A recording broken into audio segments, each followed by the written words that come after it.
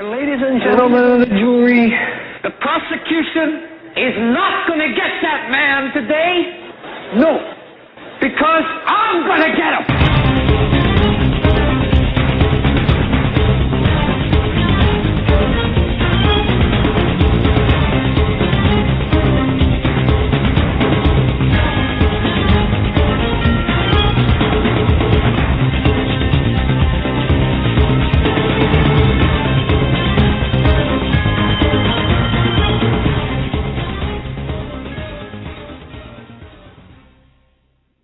This is the Hagmann and Hagmann Report for today. It's Friday, January 25th, 2013. I'm Doug Hagmann.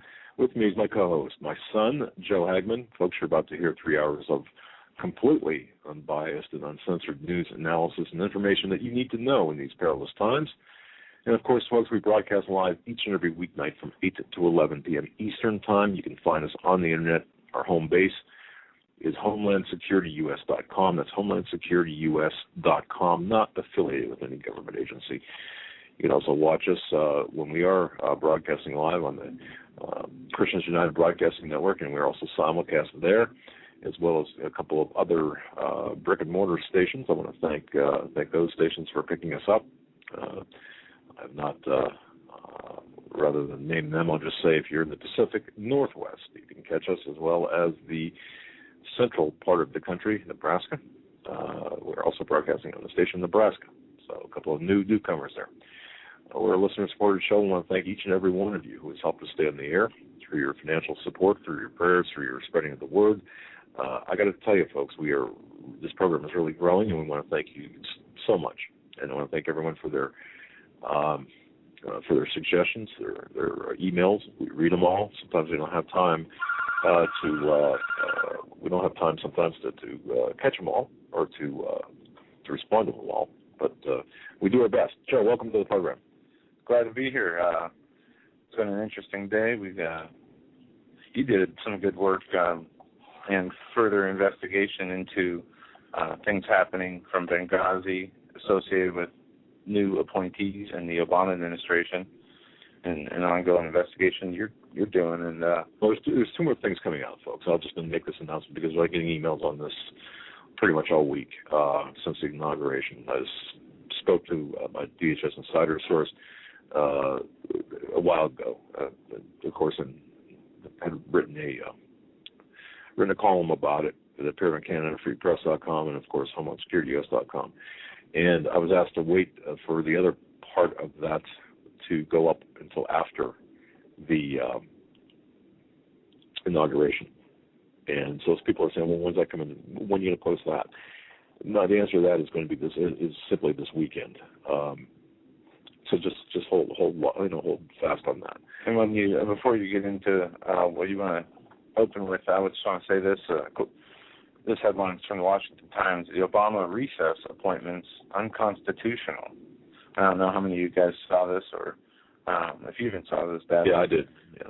It goes on to talk about, in a case frayed with major constitutional implications, the federal appeals court on Friday overturned Obama's controversial recess appointments from last year, ruling he abused his powers and acted when the Senate was not actually in recess. The three-major judge panel ruling is a major blow to Mr. Obama. The judges ruled that the appointments he made to the National Labor Relations Board are illegal, and hence the five-person board did not have the authority to operate. Yeah, now where is this going to go from here, or where do they take this from here? Do you think that Obama's going to take this lying down? I don't think they're going to take it anywhere. They'll probably get rid of the judges and the ruling and just declare it to be null and void like they do the Constitution. Well, yeah, it's going to be an interesting issue to follow. A federal court, if it's my understanding, Joe, a federal court made that ruling that because they were not in complete recess or technically in recess, that right. The appointments made unilaterally by the Obama administration are not valid. So, I'm not sure though. What happens? See, who enforces that? Who enforces this? Well, people under control, direct control of the people creating these problems. But you understand what I mean? Like, yeah. See, I just don't understand if you're gonna have. I mean, who walks into the office? The head of the consumer. What was the consumer division? It is the consumer department. Let's see. This was made to the National Labor Relations Board. Right, but there were like three nominations in two different departments, perhaps. Okay. I haven't read the whole article. I will go through it. But anyway, my question is this: who goes into that department, that government department, and taps the guy on the shoulder and says, "Hey, you know what? You're going to leave because you're not here. Your appointment is null and void." I mean, does this happen? And this is something that I have not seen anywhere in the media. It's not clear to me. But then again, this is new ground. I'm not sure that anything like this has happened before, and I know that this can get caught up in appeals back and forth. But and before the show, we found a video from 1946. It's a reenactment of a situation from 1946 where it's posted on our website. Yeah, and I'll post a link to this in the chat room. But go to HomelandSecurityGuest.com, and you can find Taking Our Country Back at the local level. Something to think about. It's about the Battle of Athens in Tennessee. Yep. And it was how World War II veterans overtook the crooked officials who stole the ballot boxes to rig them so they could continue their corruption in office, and through armed resistance, came out and took their town back. Yeah, it's a story we never heard about, and it happened in 1946, and very interesting. If you haven't seen it, definitely give it a watch. 13 and a half minutes. I'm sure there's a longer version out there, but 13 and a half minutes gives you a good idea of what happened back then. And thanks for finding that, Joe, because it should send a chilling message to people in the government, local governments who are corrupt, I guess, for lack of a better term. But tonight, our show is going to just be all open lines. We're going to be taking your calls. You can tell us what's on your mind at 661-244-9839. The second thing this weekend is going to be coming out too, with respect to Benghazi. You remember the video "Innocence of Muslims"? You remember that, right, folks? The thing that's reportedly sparked the world, set the world on fire. Yeah, the reason for the alleged protest that they say led to the attack on the consulate, in parentheses there, quote unquote, CIA base in Libya, but when really there is no consulate. 1, 2, the film was not a film; it was just a trailer. And 3, the people involved in that were making a completely different movie when it was turned into something completely different. Then that movie was used to blame on what happened in Libya for about 2 weeks by the administration. And then we saw Hillary Clinton testify Wednesday, or talk Wednesday to congressional leaders. And it wasn't really an investigation, but it's just a mess. I mean, it's as big a mess as our society's moral situation, as our economical situation, and our spiritual situation. I mean, it's just it's a mess indeed. But I think I have.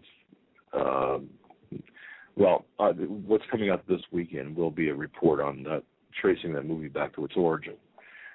And if you really, really want the hairs on the back of your neck to stand up, I think we've successfully traced it back to definitely one company, and that company is headed by one individual who's up for the top CIA post, John Brennan. And once this comes out, I believe that there will be some ramifications, maybe some unwarranted ramifications.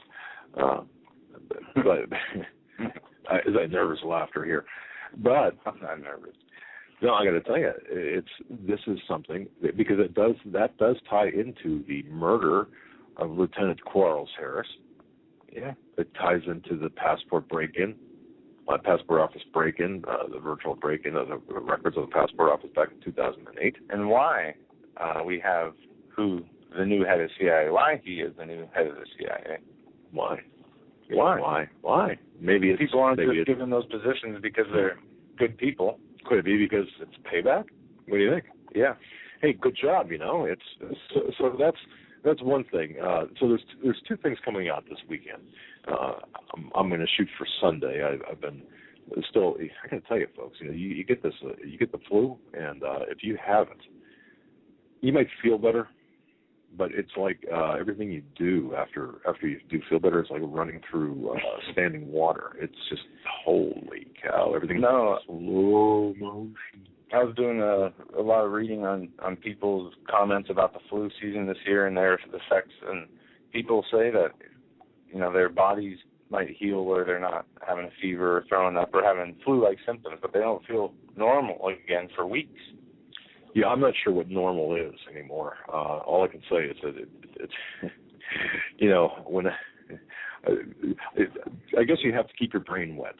There was one of my guilty, sinful pleasures back in sometime, a while ago was watching, was Married with Children with Al Bundy, where he, there was one episode where he gave like a lot of his blood, he donated a lot of his blood for money, and he was sitting in a bar, and nothing came out of his mouth made sense, and he was seeing giraffes and stuff like that. It was funny, and he said, all you have to do is keep your brain wet.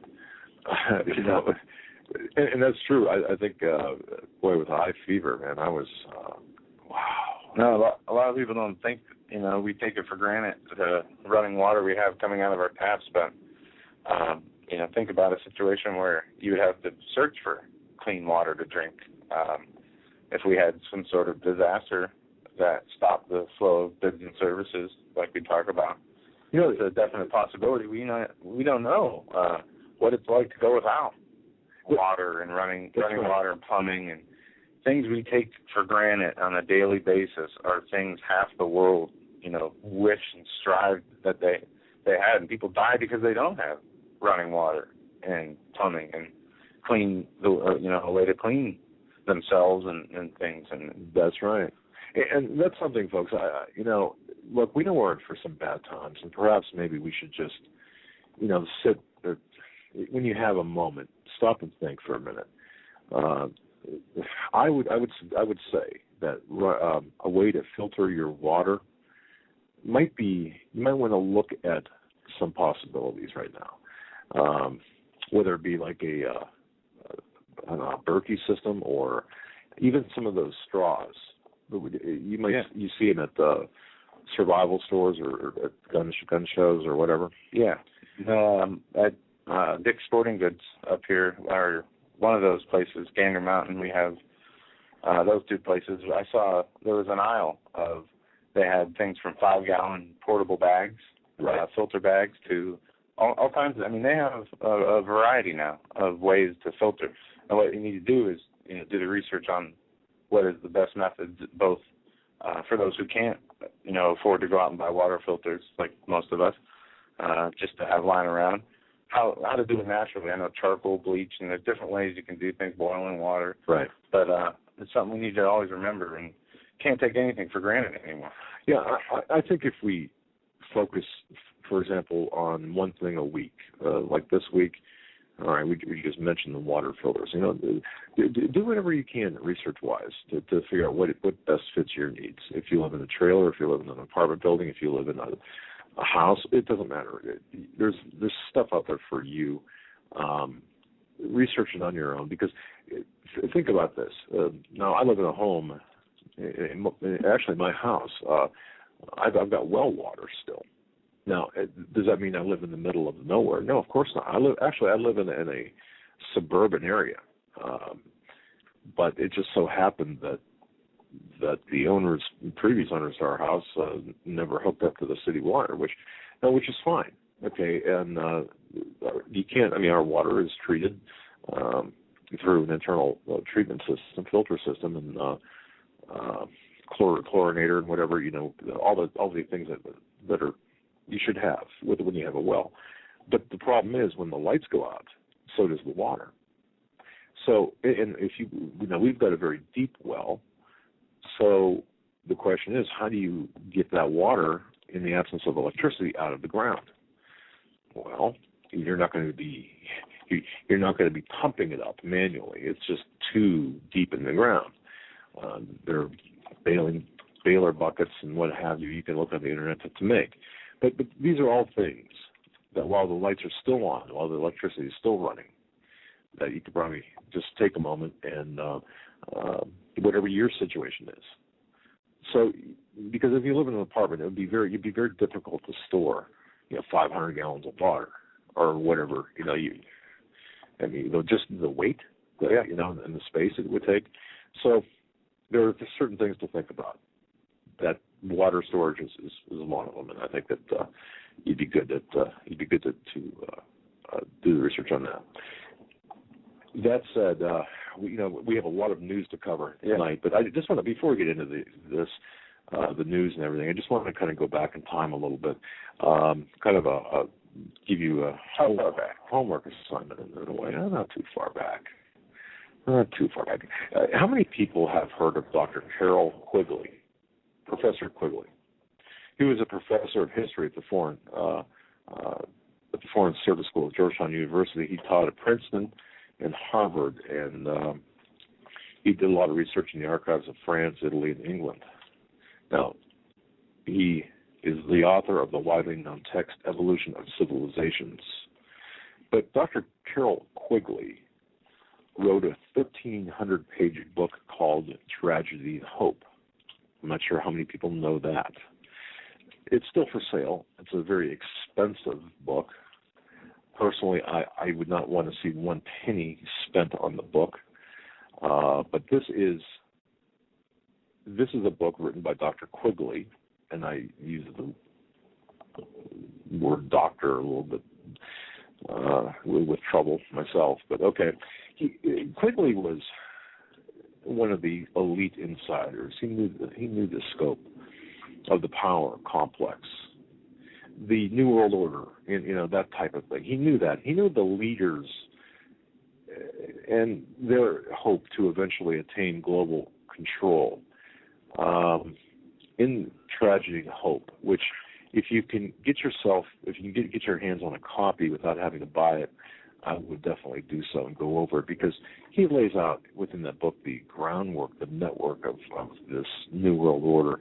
And by the way, Dr. Quigley, who is deceased now, was a hero to both Bill and Hillary Clinton. That should tell you something. But I'm just going through a couple of things here because I think it's so important to understand the background of this. The Tragedy and Hope, anyone reading that book would have very little difficulty detecting the tremendous self-esteem of Dr. Quigley, by the way. He considered himself an insider, as well as a member of the intellectual elite among the insiders. So you could tell by reading the book that this guy really thought a lot of himself. He expresses contempt for those who thought the communist conspiracy was the real center for collectivized conspiracies. He ridicules their conclusions of people who poo-pooed that, and then turn around and admit that their conclusions were correct anyway. The American anti-communists had merely erred in knowing who to blame. It's an interesting work if you can pick it up, or like I said, if you can read it. But Dr. Quigley admits that in his writings that he actually disclosed more than the geopolitical elite insiders would want to have disclosed. And we've often heard, Joe, that you and I have heard where the conspiratorial insiders of New World Order group have always wanted to keep their subversions a secret. And Quigley often said that it's time for people to know who is actually running things. And this is where Tragedy and Hope comes into play. The real value of Tragedy and Hope is not so much as a history of the world or time, but rather as a bold and boastful admission by Dr. Quigley that there actually exists a relatively small but powerful group of people which has succeeded in acquiring a chokehold on the affairs of just about everything that we do, the entire human race. You're just talking conspiracy theory now, aren't you? Yeah, I'm talking conspiracy. You talk on right I am. I'm calling the Speak Something, Say Something hotline. I got to speak to help. Well, it's because anyone familiar with the writings of the Book of Revelations knows that modern history would eventually contain the account of a gigantic complex of political and economic power, which would really cover the entire Earth. So it's the new World Order. It's not the new North American order. Of course, John of Patmos predicted that most of the predicted that before the great messianic rule, the millennium of peace, that the human race would be subjected to a ruthless worldwide conglomerate of dictatorial authority. And that's what we're seeing right now. We're seeing this right now. We're seeing it play out. John of Patmos said it would compel all men, both small and great, rich and poor, free and bond, to be identified with it. John also referred to its economic grip on humanity and said that unless a person were identified with its monopoly network, no man might buy or sell. So you're talking about the mark of the beast here. Yeah, and we're seeing the technology is already available. The RFID technology. There's actually, if you go, there's a PDF, Class 2. It's an FDA regulation that's cited in Obamacare about Class 2 RFID type implantable devices. And I've been doing a lot of research on this, and haven't talked about it much this week, and I don't even have my computer here with the document, but they are developing implantable in humans for healthcare data exchange information is their stated use. Then they do plan on implementing it, and they have two ways of doing that. They say one is like a voluntary passive way, and the other is non-voluntary, and both are on the table. Well, the only question is the language is so vague. I think that the real plans and orders of when to carry this out would depend on if and when something were to happen, such as an economic collapse.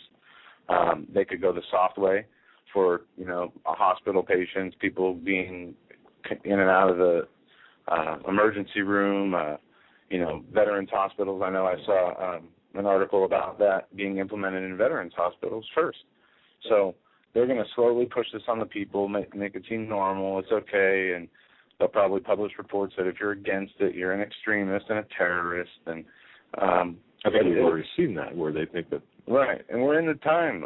People said, March, especially Pastor Begley, he's been one of the people who said March 23rd, and whether that date is, the start of the real soft push or something will happen, and that's going to be the hard push. This is something that's going to happen. It's been prophesied about from Daniel to Revelations, and we know it's coming. And it says, those that won't receive that mark or worship the beast or the image of his name will be beheaded. And it's clear as day in the Bible. Right. And that's frightening. Yeah. It's all the a frightening prospect. The secret prisons, the places of confinement that they have for these people, the way that they can shut off travel to make sure that people who don't have it, their mark, won't be able to get around. We know now that through books like Steve Quayle, everything he's talked about with the genetic Armageddon, the advancement of the nanotechnology, the spy, surveillance, grid equipment, and through other government documents, they already have the setup to surveil everything and anything. Your microwave, your dishwasher, your computers, your phones, all two-way communicators. Now they're coming out in the open and saying we're going to install streetlights that have two-way communications to monitor traffic, to give you public information broadcasts even. Well, if there wasn't this nefarious part of it, it wouldn't be a bad thing. Technology is not bad. It's how it's used. Sure. The medical world isn't bad. Of course not. It depends on how it's used, just like nice. you said. I mean, my wife went to the doctor today, and I didn't know this, but now the doctor, our family doctor, for example, you can get a password, a PIN number, and when you go on the website, you get a PIN number, kind of like your online banking, where you can access your own medical records. So technology in that respect is not bad. It serves a purpose. So if you need a copy of your last, I don't know, whatever, X-rays or something, they're right there, or a copy of your radiology reports right there. That's a good thing. That's a tremendously good thing. It makes life a lot easier to use, where you don't have to carry around. And I remember, even 10 years ago, having to carry around the films. You ever have an MRI or a CAT scan or whatever? Yeah, I remember you gone to doctors with your X-rays and the big envelopes you had to carry around. I still have them. I still have them. And of course you got to keep them away from the water, and then. But I should put some online. You can see the inside of my head. But anyway, it's the nefarious people that take what is good, and then they make it bad. And this is what we're up against. But before moving on, I just want to say this: if you get a chance, folks, I mean, if you're looking for something to research to give you some good background, Dr. Carol Quigley. And if you're looking for a good read, a very good short but extremely important book that's, well, somewhat aged, I suppose. What is this? I think the last publication, or the initial publication, was 1970. The name of the book is The Naked Capitalist. The Naked Capitalist by W. Cleon Skousen. It's a great book. I believe that it was updated since 1970. If you can get that would give you some great background into how we got here at this very moment in time, and who the players and shakers and movers were, whether it be George Bundy, remember that, or Henry Ford, or Paul Hoffman, or of course the Warburgs and the Rothschilds and the Walter Lippmann and so on, Eisenhower, and holy cow, you name it. It's got J.P. Morgan, of course. It names people and gives you kind of a timeline from there to here, or at least from 1970. It's called The Naked Capitalist. But that kind of also, The Naked Capitalist also talks about Carol Quigley. And Carol Quigley is important. It's an interesting character to learn about because, like I said, you've got Bill and Hillary Clinton both laying, praising Quigley. He's their hero. And once you understand that, you can understand why we're where we're at. So that's just something I wanted to mention at the beginning of the show. And also, don't forget Sunday. Did you mention this? No. Sunday. Pastor Langford and Steve Quayle will be on to talk about rapture. That's right. 9 to midnight. Now, folks, look, just want to say this ahead of time. In the chat room, we know it's a very sensitive issue with people. Yeah. We know that people have very strong opinions on it. The only thing that we're asking is that you just keep an open mind and take whatever is said on the show to the Lord in prayer. And no one's, saying anybody's wrong. We're just offering one side or their side, whatever they say. It's always good to talk about it. It's always good to keep it out in the open. Right. Well, this seems to be, when you look at what's going on with our society, they're playing the divide and conquer game. Yes, they are. It's along economic lines, it's along racial lines, it's along, the lines of the way you think, the way people think. And now they are coming after the number one way, the number one target of people who will actually make a difference for good, which are, wholehearted true Christians. And this is a dividing issue, and it needs to be addressed, and we're not going to solve the problem, figure out anything, of course, but I shouldn't say we can't learn. We can still learn something, but everything that we hear, we have to take to the Bible and take to the Lord in prayer and find out on our own, like most things.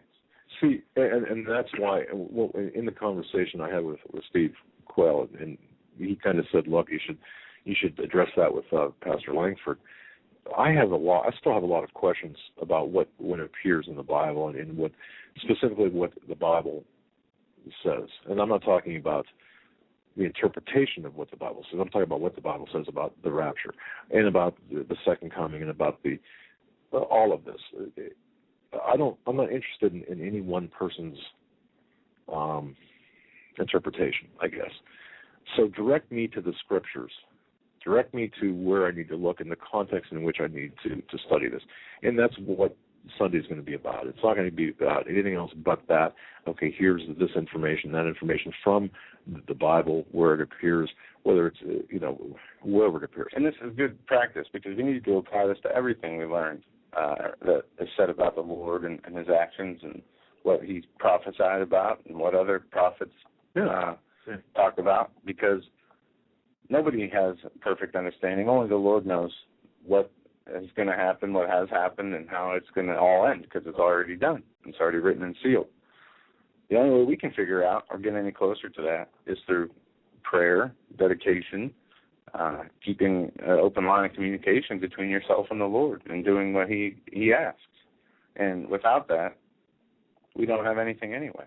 That's right. So anyway, Sunday it's going to be an interesting program. Again, the only thing I ask is in the chat room, everyone just we always have a zero tolerance policy in the chat room, by the way, in case you haven't noticed. When it comes to name calling, being mean to each other, we don't mind debates. We don't mind disagreement. We encourage debate, or we encourage discussion, interactive discussion.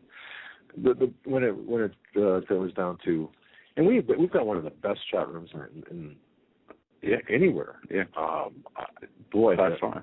The other day, when I still wasn't feeling kind of good, I logged onto somebody's chat room and was watching them, thinking, "Holy cow, man! If they were sitting at a table in my living room, it was like they'd be throwing food. It just blew my mind." But anyway, all right. So moving on. So it's going to be a good program on Sunday, special program. Yeah, working overtime, 9 to midnight. Working overtime. Now, did you see this? Joe Kissinger is predicting nuclear war with Iran. Yes, I did. This appears on InfoWars.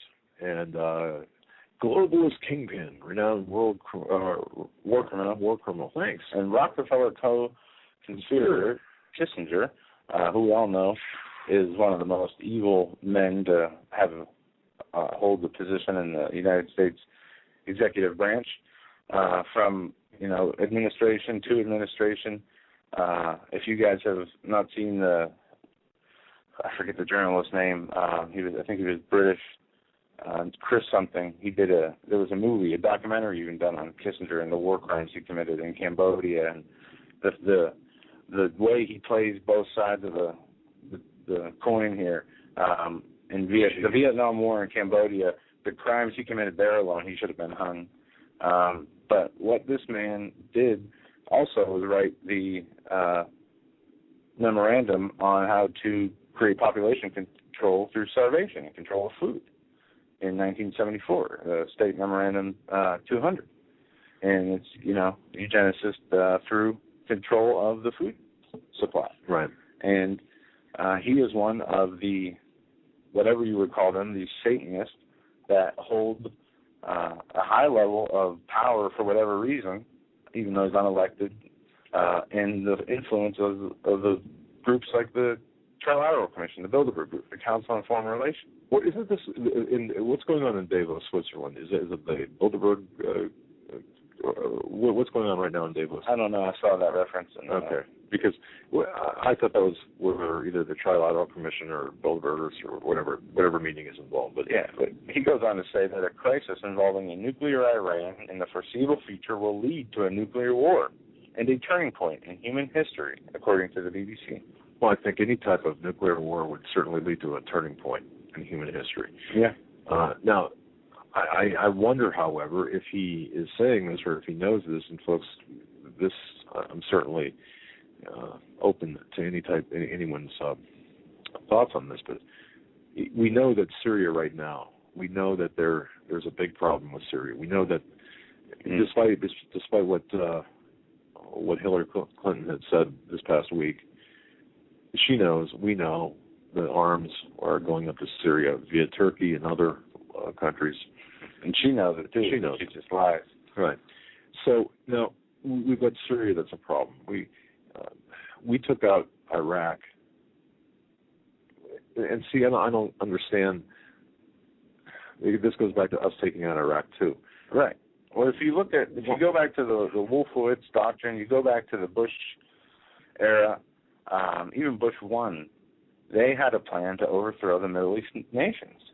Correct. And it ties into the central banks. That it's a multi-agenda-driven reasons why we are. I mean, there's many levels, reasons why we are in there. One, instituting the rest of the central banks in the Middle Eastern countries. 2, gaining control of key resources, such as like the opium in Afghanistan, the oil fields in different parts of the world, the lithium, the different things that are over there. Also, destabilizing and rebuilding the nations with different leadership.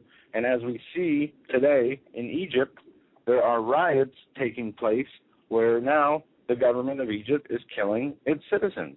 Now, if you'll remember, there were a few reports of this happening a few years ago. And what happened? Well, we had to get rid of Mubarak. And then there was reports of protesters being killed in Libya. Oh, we have to get rid of Gaddafi. He's murdering his citizens. Are we going to go in there and get rid of Morsi? Well, didn't we just give Morsi $1 billion aid package, including F-16s and other weapons? Yeah, 6 protesters were killed today after heavy clashes between protesters and security forces in Egypt. Al Arabia correspondent reported on Friday 5 protesters were killed after being hit with a Carcho bullet. I think I screwed that up. In Suez City, east of Cairo, while 1 person was killed, according to Egypt's emergency services late Friday. As a massive protest took off in Egypt's President Mohamed Morsi on Friday to mark the 2nd anniversary of the revolution that ousted Mubarak and brought in the Islamist government. The country's security forces fired tear gas at protesters near the presidential palace on Friday. And there is a live feed to the protest, and Tahrir Square is full right now. They're still rioting. There's still tear gas being hurled, rocks being thrown. But this is what happens. And there's also interesting, there's a sign in Tahrir Square that read, from Tahrir Square to the U.S. media and Muslim Brotherhood. Obama, you jerk. Muslim Brotherhoods are killing the Egyptians. So how come they guarantee you the security of Israel? Hey, Obama, your deal with the Muslim Brotherhood is unsuccessful. Obama, you idiot, keep that in mind. Egypt is not a Muslim Brotherhood. And if you don't believe that, go and see what's happening in Tahrir Square now. Yeah, there's a man holding that sign. It's a full-length body sign, if you will, and it's. Look, I don't know. Could it be? I mean, I don't know the authenticity of that sign, but it looks like it. But I do know that the authenticity of the situation in Tahrir Square, as there's live feeds on Ustream to Middle Eastern media, different. I mean, you can find them on the internet. You can go watch the live streams right now of the what's going on there, and it looks just like it did 2 years ago. Streets are full. There's chaos and people fighting. Have we thought and have we not believed that this was the intent of the Obama regime, right? Of Valerie Jarrett, of Hillary Clinton all along to do this, to cause chaos? We've reported on it. You know, the Arab Spring has so many, talking heads from Fox News to MSNBC reported it as, spreading democracy, freeing nations. Yeah, freeing nations in order to put them underneath a more destructive and deadly tyrannical leader, freeing them for the time being where they were without a leader, those few short days or weeks. Now we can see the fruits of their works. And what is that? Now the government is more radical than the last one. We spoke about how Mubarak was more secular, how Gaddafi was more secular. They didn't allow, radical Islamists to just run freely around the country, killing Christians, throwing them in jail for converting to Christianity or unconverting from Islam. We're seeing that today, though, now. They're killing black people in Libya left and right, the Coptic Christians. They're killing anybody who is not with their radical Islam agenda. And now in Syria, we're seeing the same thing. And how many people, 30-plus thousand, almost 40,000 are reported dead now in Syria? 60,000. I mean, these people have a lot of blood on their hands, and this is a glimpse of what we'll be seeing in America. What was said about loosely, opening the portals on Inauguration Day, I truly believe that to be the case, and I think that now what we've seen for the last 5 years has been a run-up for what we're going to see for the next 4 years and beyond. That's just something that you're right. Now, we're going to be getting a lot of news, but before we do, Joe, let me, 9 o'clock last night, at 9:13 last night, I received the following email here, and I've got to tell you, I didn't catch it during the show last night, and I caught it after the show. Actually, I looked at it and I thought, wow. I'm going to read it because just take a listen to this. I mean, it moved me beyond belief. And this is, I'm just going to give the person's first name is Stephen.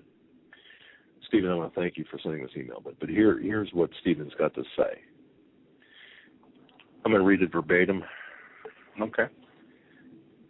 It starts, Stephen says this: I want to first thank you for being on the air.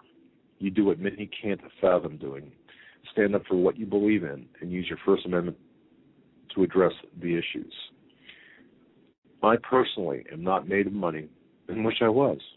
I'm not your average American. I don't sit out in the sun and graze and feed what's given to me. I realize that personal interest of individuals and businesses are what create change and flow throughout the world. I would have you know that I would personally fund your show if I had the means. You and your show are the shoreline keeping the perpetual surf from flooding the land and destroying everything. Oh, Steve, thank you very much. But I understand. But it gets better, folks. Without people like you, someone like myself might never stumble across the truth in today's manipulated society. I hope no matter what the cost, to the death, you keep fighting. For me and all of America and the world. Now, I'm not a super religious man, but I do hope and pray that others awaken from their slumber to see the world for the way it truly is. I will tell you I believe in fate. I'm not sure I would have stumbled across you or your show if it wasn't meant to happen. Now listen to this, ladies and gentlemen. In April 2005, I was on patrol in Iraq and I had 2 soldiers in my squad killed and 15 others knocked to the ground when we were struck with a VB IED, which is a car bomb. The situation in Iraq changed my life forever, and I will never be the same again. I often ask myself why I was spared on that day. The one day I wasn't physically on the ground walking behind the 2 soldiers who were killed. I was stuck in an armored vehicle just minutes before the patrol. It was the only time in my entire tour that I wasn't boots on the ground, walking with my squad, doing foot patrols and home raids. That was the only time, and that was the only time that they got bombed. The truth is, over the years, since then, it seems for one purpose, to educate and to awaken people around me. And I'm seeing change, and all I can think of is that there are more people that need to know. Together we are unstoppable. I work the neighborhoods, you the towns and cities. I hope this cycle continues and the individuals like yourself and I before it's all lost. I will have you know that I advertise for you and Keith Hansen and others, talk about your shows on many occasions, introduce your sites to our family, friends, and random strangers. If topics come up in conversation, maybe one day I will get the privilege and honor to meet you. Until that day, stay healthy and keep up the hard work and keep up the fight. Remember that one, we are nothing, many, we are strong. But see, and that's the end of the email, and that's by Stephen. And think about that. How one's life could be changed in the blink of an eye. In that day, in April 2005, he was supposed to be walking where those 2 soldiers were, and for the first time he wasn't. And that's when the bomb went off and killed those 2 soldiers and knocked another 15 down. I mean, when I say knocked them to the ground, that'd be, You know what I'm talking about. Yeah. But see, I think that this shows that we are all here for a purpose, and we can't squander that purpose. Stephen, I want to thank you very much for your service, and just to let you know that that certainly touched me, and we're very honored to have you as a listener and as a witness to spread the word, to get the word out there, and that just really, really struck me when I read that. That's right. I don't know about you guys out there, the listeners, but I often found myself wondering why I was still around after things I went through, things I've done, not smart things.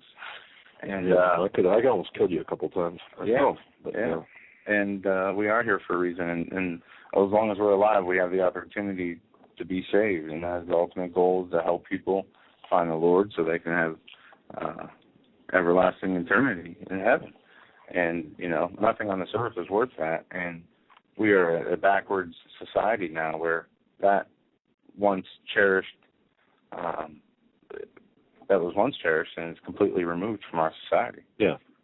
People do not see eternal life or look at eternal life as something attainable, real, or even worth the pursuit of trying to find out if it's true or not.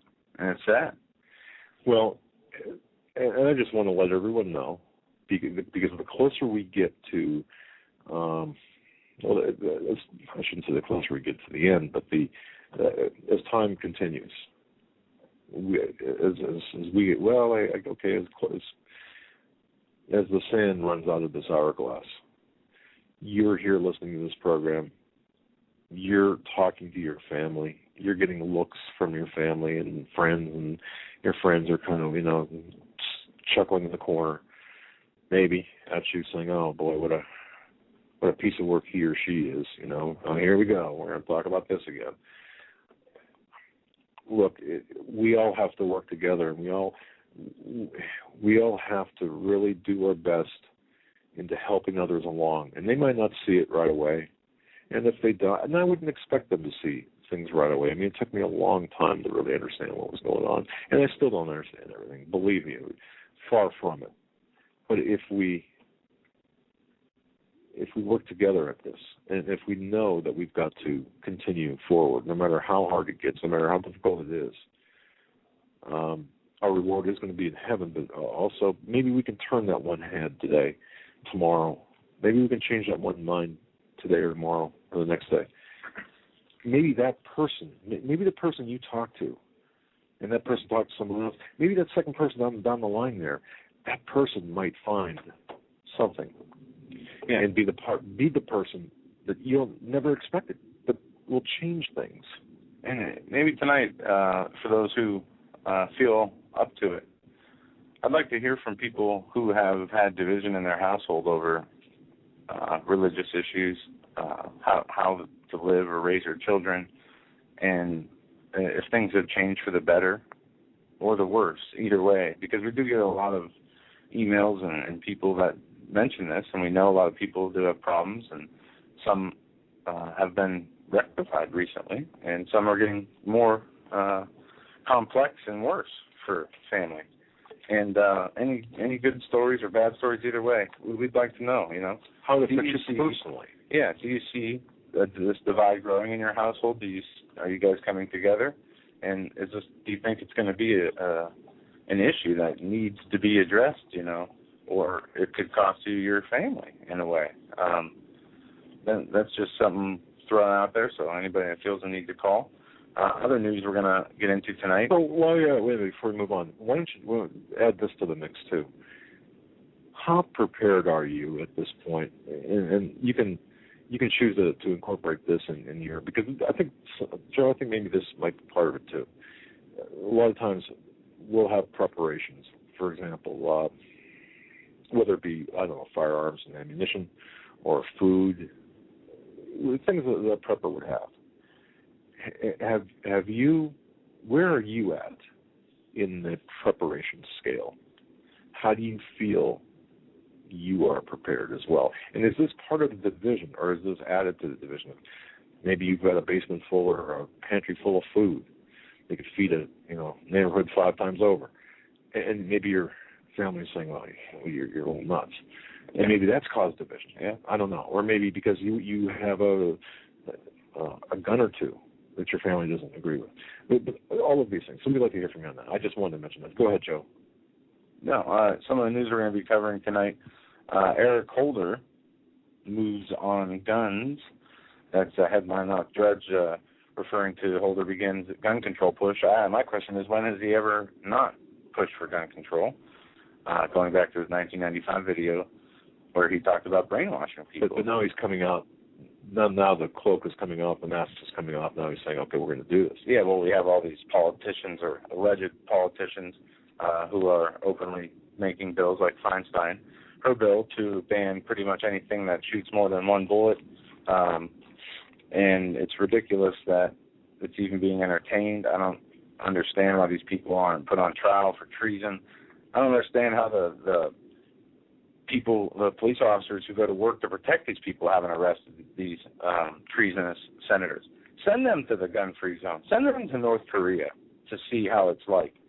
And these people think that there's something special about them, that if they help the administration, help the New World Satanic Order get their agenda pushed through, that they're going to be part of this, one world utopia. These people are just tools, a means to an end. They'll be removed of just like the rest of us are going to be removed of. And they don't seem to understand that. And it's sad. Also, Bill Gates hates cash. This side of Yahoo Finance. Okay. Not for the reasons you're thinking. He wants the cashless society. Oh, okay. Time for the cashless society. I was going to say, well, I'm sure we'll take the names and addresses of all the listeners, give them to Bill Gates, and they can, you can equally divide his number or his money up to the listeners if he needs cash. But if you're saying that the actual physical cash. He says there would be less corruption, there would be better security, financial inclusion, cost savings, and access to new markets are the 5 main reasons why cash is bad. And we need a cashless society, probably a Bill Gates chip in our arm or forehead. But Joe, seriously. I mean, we saw India do this. They moved to a cashless society. Now, once again, really by itself, a cashless society, if the cash or whatever, if the money is based on something. No, I don't see the two-way thing here. But they want to be able to track every single transaction, which what a cashless society would do. You should have the ability to purchase things. I agree. I'm not advocating cash. No, I understand what you mean about the technology and the convenience. Yeah, sure. You go into but with that convenience, you lose that privacy. That's right. No, and I understand that. In a perfect world, though, wouldn't it be kind of, in a perfect world? Well, we're not promised a perfect world on this earth. I know. That's what we need to watch for. So Bill Gates, though, but what is he planning on doing? Is there an active plan on anything, or are we looking at is this just talk? Well, it goes on to say Kenya is a role model for the developing world when it comes to cashless payments. Its M-Pesa network, launched in 2007, has agents on every block, says Neil Gwenar. Kenya?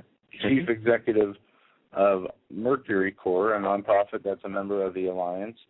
Mercurio Cardenas, Colombia's Minister of Finance and Public Credit, said that in an interview he hopes within a year the national legislature will pass a law allowing non-banks to take in cash and electronic vouchers. The key is ensuring that people who take in the cash are as well supervised as bank tellers. We see this as the first step, and what they want to do is trade the cash, apparently, for other means of electronic transactions. Right. So he doesn't say anything other than electronic transactions. Okay. Well, we know, what that leads to, and we see them calling for banks to stop taking with the gun manufacturers, how they did the coal industry. The Obama administration. They were trying to bankrupt and through credit cards being, not processed, through banks saying, we're not going to allow you to use your money, your debit cards issued by our bank that has your money in it to buy guns, but they're really going after the manufacturers and the producers of gun stores, gun owners, and they are going to squeeze them dry, and that's their plan, is to hit them in their pocketbooks, not allow credit card transactions for guns, to back that process up, to slow it down, to hack it, whatever they're going to do, they're going to do it. That's just one means of attack. While they're working on the legislative and executive in the front lines in the newspapers, behind the scenes, they're launching, in my opinion, one of the most fascist-controlled attacks on any kind of gun-supporting, gun manufacturing companies. Well, and we're going to see more stories about many more stories come out about this. This is so important for people to understand. For example, Ron Emanuel demands banks not to do business with firearms manufacturers. Right. So now what you've got here, there are a lot of backdoor, and this is so important because this war is asymmetrical. These people know. These people are very good at doing this. Okay, Emanuel's saying, look, if you as a bank or you as a lender stop doing business with firearm manufacturers. Now we're seeing the insurance business doing the same thing, cutting off insurance with anyone doing business with or being a gun manufacturer. Yeah. Geico, the little lizard, that little green, mouthy British lizard, Geico, which they're into cutting off, been very heavily involved in cutting off insurance for people who have businesses that just do business with gun manufacturers. Yeah. This is how they're going to, they're coming after us. It's not the overt anymore. It's the covert. It's the behind the scenes things that are really making us more vulnerable. And through the executive actions and orders Obama has taken, what they're doing is changing the rules and regulations for background checks. They want a national federal register. And in this article about Eric Holder, it talks about Obama ordered the rule change on January 16th, calling for rulemaking to give law enforcement the ability to run a full background check on an individual before returning a seized weapon. Holder is also proposing that the NICS hold on the records of denial weapon sales that are more than 10 years old. When the NICS was established, the Justice Department ordered that the records be moved to a storage facility after 10 years.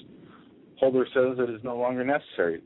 The FBI has therefore determined that the NICS own internal business operations, litigation, and prosecution purposes, and proper administration of the system.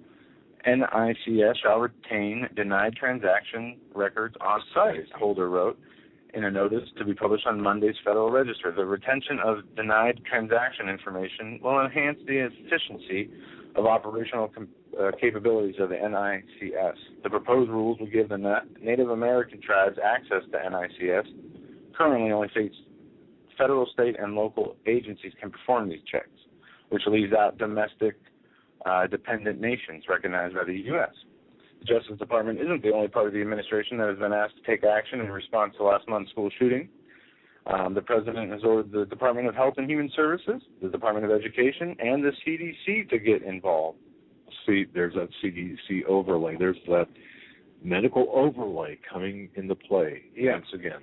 Now think about enhancing the background checks, making sure, criminals aren't able to walk in. And I understand if you have somebody who got out of jail for a violent crime, they shouldn't be able to walk into a gun store and leave purchasing heavy artillery or Well, no, even regular rifles. Are background checks a bad thing? I don't believe they are. And I would agree that people who have violent criminal records, I think there should be an element of violence if they're not going to be denied a gun. I don't think somebody who has a criminal record for too many speeding tickets they should set up a different way of doing things, because it's a fine line they're walking. It says the Second Amendment shall not be infringed. It doesn't say unless they have a criminal record or unless they pose a danger to others. Well, I believe it shall not be infringed. I think the Federalist Papers address the certain qualifications. Okay. I believe. Now, I could be wrong, folks. If you're out there and you know about what the papers do say about the character of someone owning a weapon under the Second Amendment. Yeah, and my biggest problem is it going to matter? I mean, look, drugs are illegal, yeah, but they're consumed almost in every neighborhood, in every street in America. We're the most drug-consuming nation in the world. Yeah, exactly. So what's it going to do? I mean, especially when the government brings in the drugs in the first place, just like the guns in Fast and Furious. Folks, you're listening to the Hagmann Report. First hour's gone already on this Friday edition. We're going to take your calls for the next 2 hours at 661-244-9839. Right back. Hi folks, Doug Hagmann here. You might know me as the co-host from the Hagmann and Hagmann Report, or as a frequent guest on Coast to Coast AM with George Norrie. If you're like me, you're tired and confused over today's headlines. You just don't know where to turn for accurate, concise information about really what's going on, what's truly going on in today's society. If you don't know where to turn for accurate, well-researched, and properly vetted news, I've got a suggestion. In fact, it's a requirement. Bookmark Canada Free Press. That's CanadaFreePress.com on the internet. It's just not for Canada. It's for news across the world. Judy McLeod, founding editor, has put together a vast array of talented writers like Kelly O'Connell, Daniel Greenfield, Dr. Eileen Johnson-Powell, a lot of guest columnists, very talented writers. Folks, that's Canada Free Press at CanadaFreePress.com. Now mobile friendly. Follow on Facebook, because without America, there is no free world. Survival of the fittest. In any and all situations, survival is your number one priority. That requires being tough and thinking smart. And the folks at Freeze Dry Guy are going to help you do just that. They have the long-range patrol ration entrees, what they call the Brick Pack. When you're in survival mode, it is absolutely the best item for your survival pack or bug-out bag. You can go farther, faster, and carry more food with the LRP cold weather ration entrees. Not only do these long-lasting, durable entrees help sustain you or your family through the harshest environment or situation, they are by far the most delicious of their kind. No contest. With a variety of tasty entrees, you can't beat the LRP Brick Packs. Let Freeze Dry Guy help you in your survival situations. Go to freezedryguy.com. That's freezedryguy.com. Or call 866-404-3663. That's 866-404-FOOD. You better wake up fast and listen to this, America. The Obama campaign has launched attack squads disguised as truth teams dedicated to intimidating and silencing all political dissent carried over the internet that criticizes the Marxist Obama. Truth squads specifically focused on covering up Obama's endless trail of lies, corruption, and subversion, and using the Gestapo power of our own government to police and censor the internet and shut down websites that dare to carry the real truth about Obama's Marxist coup. Remember the names of these Gestapo-style agencies at work right there in your neighborhood. KeepingHisWord.com, KeepingGOPHonest.com, and AttackWatch.com.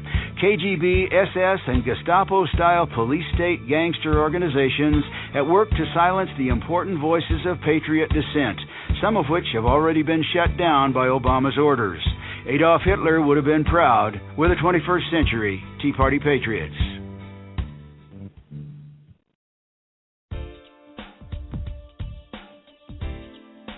Hold on to your seats. The Hagmann and Hagmann flight is now taking off. Doug and Joe Hagmann have cleared the runway of TSA agents, jihadists, political crackpots, and global elitists. Now get ready for some real news. Here they are, Doug and Joe Hagmann. And welcome back, ladies and gentlemen, to this very special Friday edition of the Hagmann and Hagmann Report. It's Friday. This is a live broadcast, by the way. It's Friday. It's January 25th, 2013. I want to thank each and every one of you for giving up time on your Friday evening to listen to us. You could be listening, of course, while you're working, whatever you might be doing. Thanks for your time, the investment of time. We hope that you will leave tonight's program with more information than when you came. We want to get into a lot of topics. additional topics as well. While we're on the issue of, we're looking at gun control. Yeah. It seems like we've been talking about it a lot. Yes. And what are we missing? What are we missing that we're not seeing, or that this issue of gun control is covering up?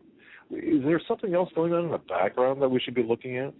And Marianne had sent a couple of articles, and other people have too.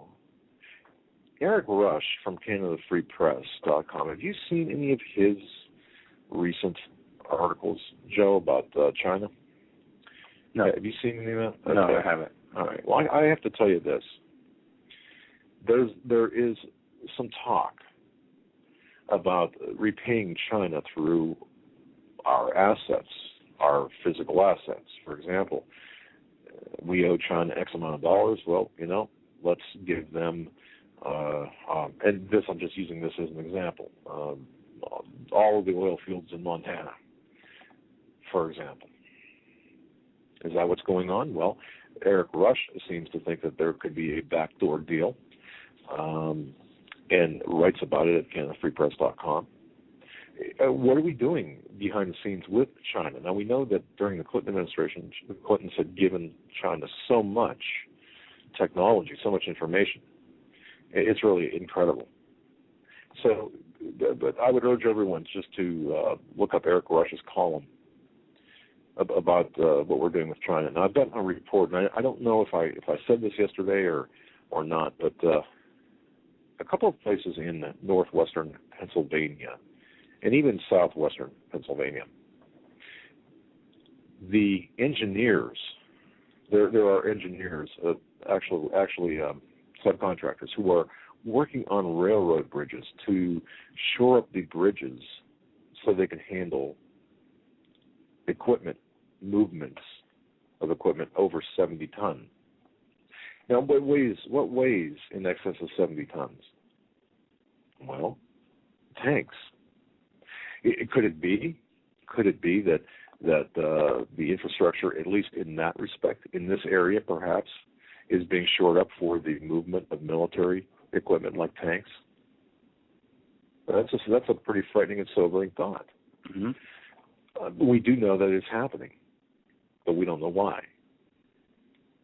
Now, combine that with perhaps some sort of backdoor deal with China. I know it's a really mental stretch, but nonetheless, who would have thought we'd be talking about what we're talking about now anyway 5 years ago? So these are things that we have to watch that we're not seeing, not necessarily right in front of our faces, but that are hidden behind the headlines of the day. So we cannot be a one. And I look at other websites too, and I'm thinking, wow, everyone seems to be like a one-note site. There's always, and we fall into the same trap too, where we're always talking about one thing. Well, wait, it's just not about the guns today. That's a big part of it, but it's just not that alone. There are other things taking place, and while our attention is so wrapped in the gun legislation, let's look at what else is going on, and that's part of it. I just want to make sure, and the economic part of the coming economic collapse, the gun control, the martial law, how this is all kind of getting married together.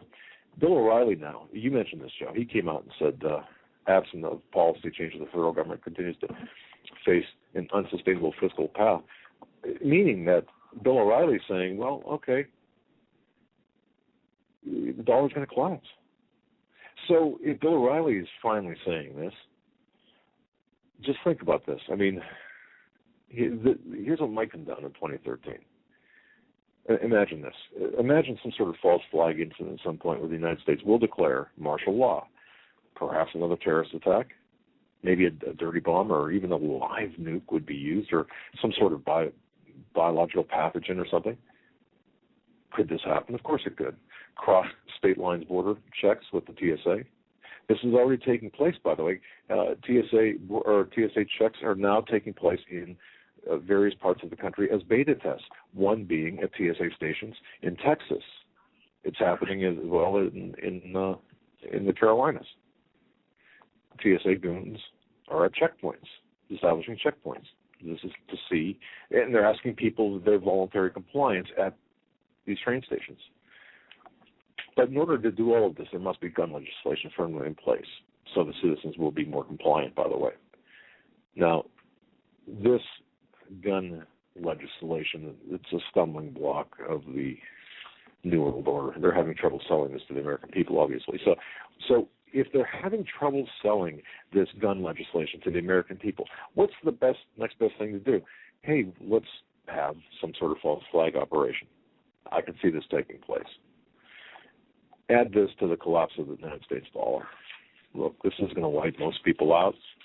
We are already a debtor nation. We're going to become even more of a debtor nation. Remember, this circles back to China. They hold a lot of our debt. And, it's, by the way, do we know how much U.S. debt China really owns at this point? The U.S. debt was more than $14.3 trillion during the debt crisis back in 2011.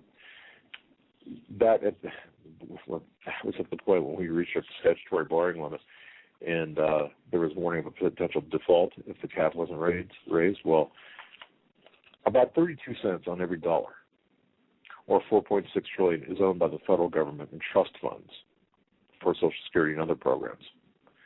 So think about this. Who holds our debt?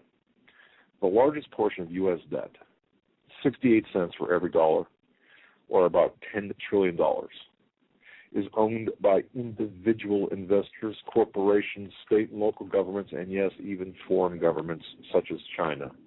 They hold our treasury bills, notes, and bonds. Foreign governments hold 46% of all U.S. debt held by the public, more than $4.5 trillion. Well, what we have in this satanic New World Order system are people like Soros and the Brzezinskis that are talking about the rise of Asia and China, and they have actually, made policies and deals to where, like NAFTA, and they're doing the Trans-Pacific, trying to do the Trans-Pacific Partnership Agreement. Correct. That's going to be one of Obama's top priorities. What they're doing is giving China our businesses, and like just an example of the toll roads in Texas. People talked about in the North American Union, the Trans-Texas Corridor. Toll roads have been sold to companies from other countries. They are collecting tolls on roads that taxpayers already paid for, and that money is, coming right out of the pockets of Americans going to other countries. They're sending Jeep and Jeep and I think Chrysler. They're shipping through the stimulus money bailouts, using that money to ship factories to build the cars in China and in other countries. They have sold us down the river. The only question is, will we be able to get it back? And I say no. We are a looted nation, and the only thing left to collapse is the middle class. Then they run the food shortages, take away the electronic bread lines. That's right. And you have a massive problem on your hands, no matter who you are.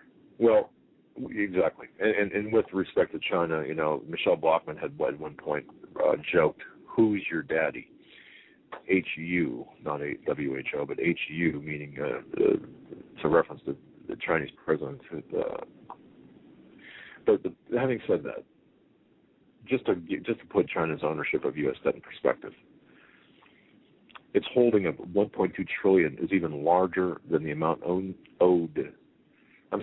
amount owned by American households. So U.S. citizens hold only about $960 billion in U.S. debt, whereas China holds $1.2 trillion. Now, this article I have here is from January 19th of last year. Okay. Treasury dips into pension funds to avoid debt. This was reported from Reuters. Debt or default. To avoid debt.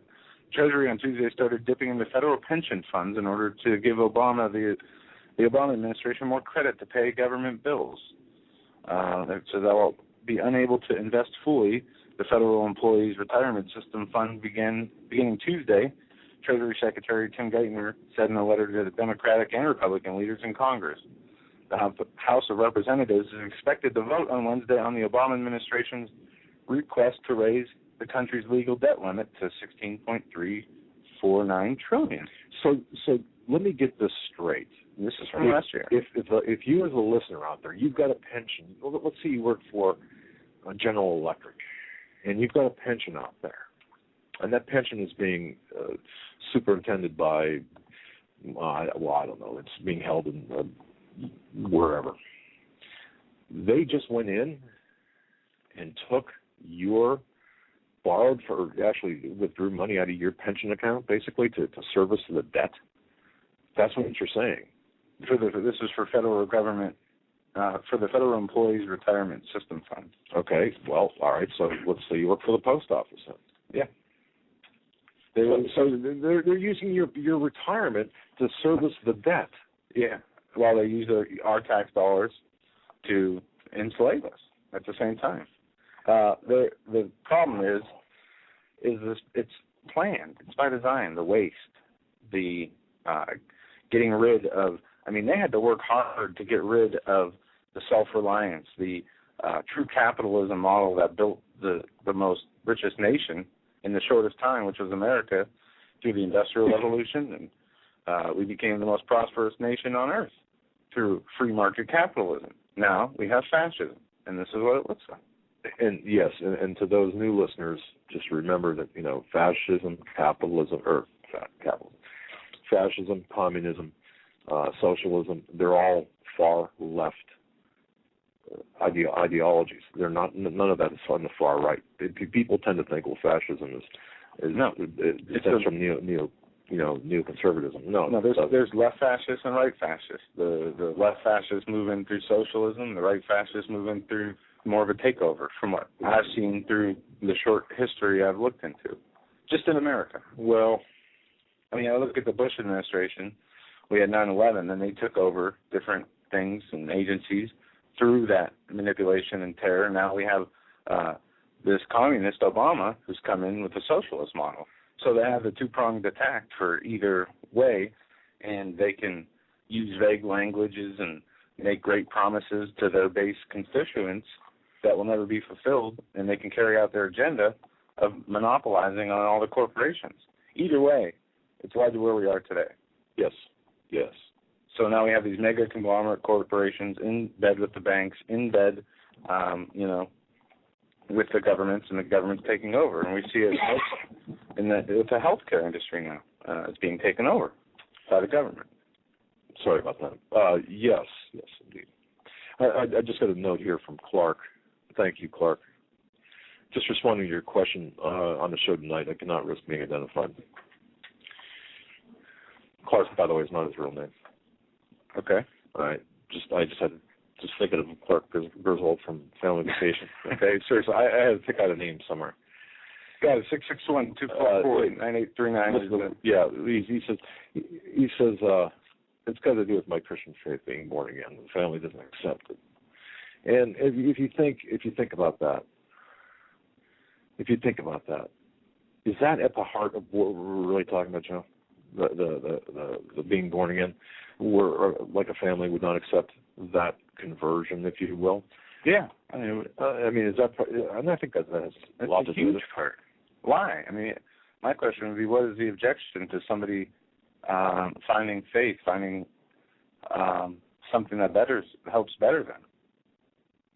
Does the family want you to not be better, in better spiritual health and better mental health, happier?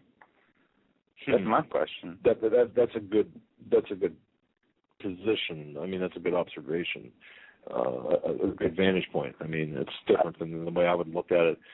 So that's something to think about. Yeah. All right. Sorry. Just like a family member would step in, just like you would step in or had stepped in when I was young and doing stupid things to stop me from doing those things, right? You would encourage me when doing good things. Why would it seem to be the opposite? And that you summarize that very well. Wow. Yeah, I mean, if you had, let's say, that's a microcosm of a larger problem. Yeah. And okay, I mean, just say your wife wanted to, start volunteering at Christian missionary place serving food to homeless people. Right. And she got and wanted to do that, and through that process started to become a better person and seeking the Lord. And are you going to say, this is really bothering me, your happiness and helping people? It's really causing a problem in our family. I mean, I just don't see well, somebody can have that position against another person, especially in their family. See, and I've been seeing more and more of this, and I thought maybe it was just me, but since you brought it up, where people are saying I'm born again, or I always have trouble using that sentence, by the way, born again, because to me it's kind of an erroneous. It doesn't reflect to me what I believe.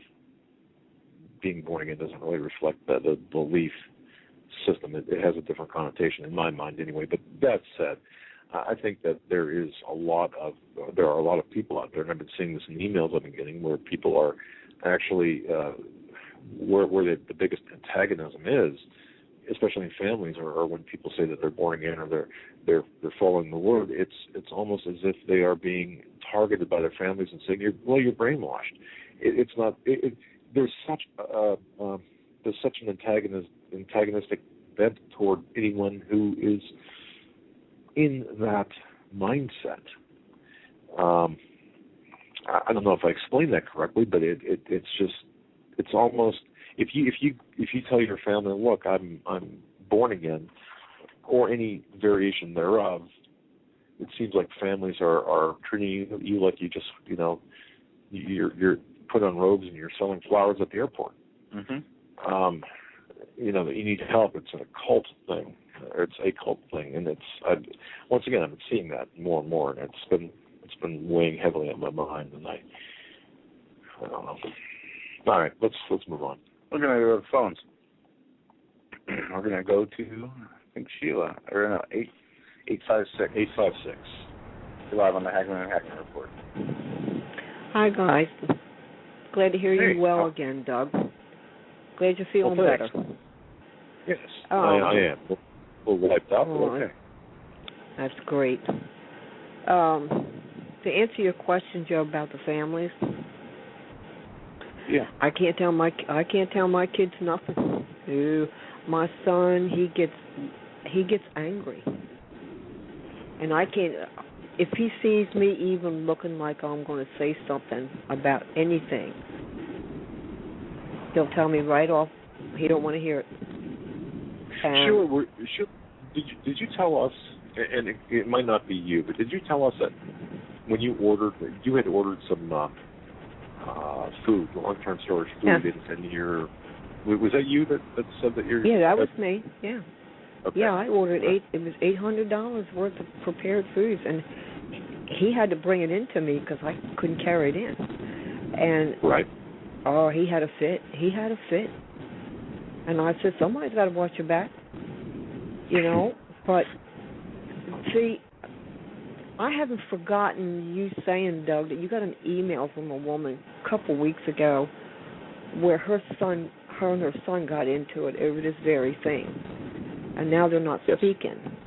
Well, see, yes. I hope she's listening. I know when to back off. I look at it and I don't take it personally. I just look at it as, they're ignorant to what's going on. They're not paying attention to what's going on, and I can't make them.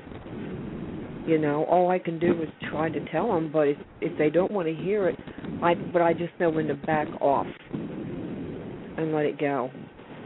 When I bought that prepared food, he told me, I'm going to have to put you away somewhere. He said, you're going crazy. And I told him, I said, Matthew, you can think whatever you want, but it's coming, and when it does, I said, you ain't going to know what to do. So how old is he, can I ask? My son is 36 years old. I got a daughter that's 40. She's a Christian, has no clue. They don't want to hear it. They don't want to hear it. Well, yeah. Sheila, one thing I can gather from what you said is, I mean, you're doing what you can.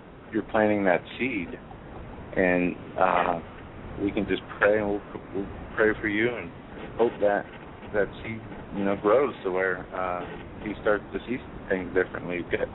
I know my mom. There was a time where I didn't want to hear anything, she had to say about church, about God. Even though I believed in God, I just wasn't in a good place in my life. And people can change, and it might take a kick in the butt. It might just take a short epiphany of some kind. Well, but it can, he's a good provider. His wife works. They both make good money. They're fortunate, and at this point, they're too comfortable because they're not feeling the effects of anything that's going on around us yet, So that plays a big part in this. If you start seeing tanks rolling down the street, maybe I'll, what's up, But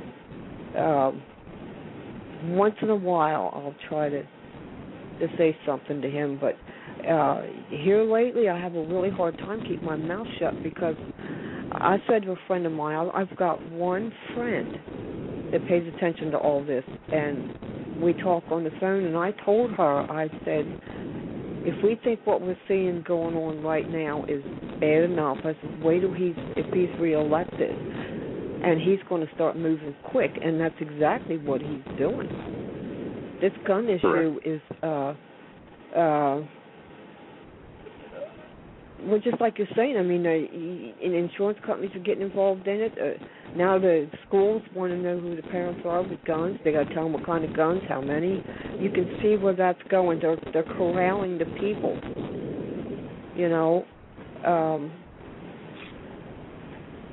I went over on Andrew Breitbart's website, and I don't normally go over there, but I did the other day, and I didn't really know him until he died. And on his website, there was an article on there where there was a text message picked up by Obama when he was in church before he was, he's sworn back in again. And he said, after I'm sworn in, he says, we're going to have to move quick. Now, who that text was sent to, they didn't say. But, is this what he was referring to? Because this here is moving really quick. Okay, Sheila, I'm not sure I caught the... I'm not. You're going to have to explain that again. On the Andrew Breitbart site, you referenced a text. Yeah, he had an article on there about a text message that Obama sent from a church that they were sitting in right before they left to go get sworn in. He's saying, after I'm sworn in, we have to move quick. Well, we're seeing this move quick. But it did not give the context in which he was speaking. It was just a general. It was just a general. Okay. You just knew that there's, he has a plan. And what, this has been 2 weeks now, and look where we're at as far as the gun issue goes. I didn't watch the inauguration. True. Huh? No, what that's did you true. say, I mean, it's very true that it's obvious that Obama is moving quick in a number of areas, but the gun issue is front and center at this point. But who knows whatever else he's got. You said a few minutes ago, what else is going on? We got all these stories about the gun issue. Well, India and Pakistan's ready to go to war. You got the Indian president over there telling his people to dig bunkers and get ready. They're getting ready to go to war. Huh? Correct. In China and Japan as well. So, you've got all of these other hotspots across the globe. And that's a direct result, Sheila, of the United States appearing to be weak. Exactly. I still don't understand what all this mess is over in Africa. What is his deal with Africa? because they're getting stirred up over there as well.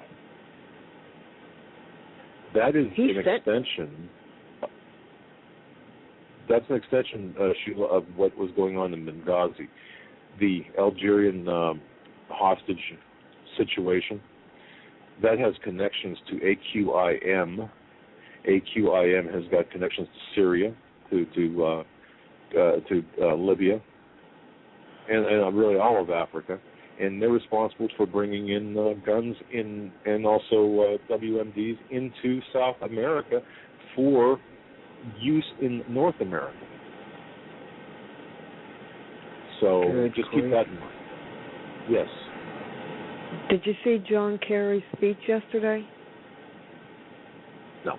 Yeah, we talked about a little bit what he said, how he was going to impose Obama's vision for the world or on the world. Yeah, we saw the highlights anyway. I did. Saw the highlights. Well, I listened to a few minutes of him. I can't stand him. I mean, when he ran for president and lost, he didn't even have the courtesy to come out and, concede. He sent John Edwards out there to do it for him, and that's pretty much said about him. But yesterday, he said the New World Order, like 4 times within a period of a couple minutes. So you know where he's going, with his position. So the only thing I saw that I got a chuckle at Monday was a video that Alex+Jones had over on his website. Was the TSA was there, and all the people that came there to see the inauguration had to go through TSA just like they do in the airports. And the people were getting angry, because they were searching them and going through all the bags and whatnot. They couldn't have a specific size water and, the same crap they're doing in the airports. And, one man said, are we going to see an inauguration or are we going to jail? And I'm sitting here and I'm thinking, you know what? You made the blitzer on your butt, now you're going to sit on it. You people voted for him, you're going to reap what he's sown.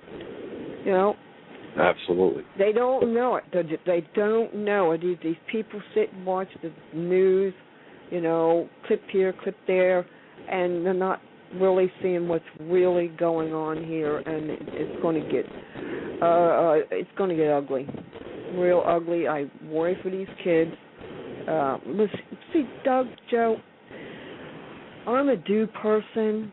I come from a military background with my husband, and he was gone a lot, and I had to do everything, and I've always gotten up and done everything, and I want to get out. See, I can't even get out to walk. I just lost a really close friend of mine this past week, and my friend asked me, Sheila, would you please come to the funeral home?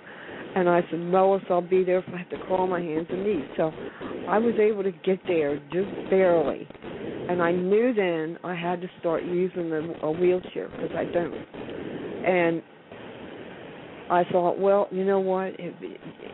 With what's going on here, if I have to get my good friend Betsy, and use my wheelchair to go do what I got to do, that's what I'm going to do.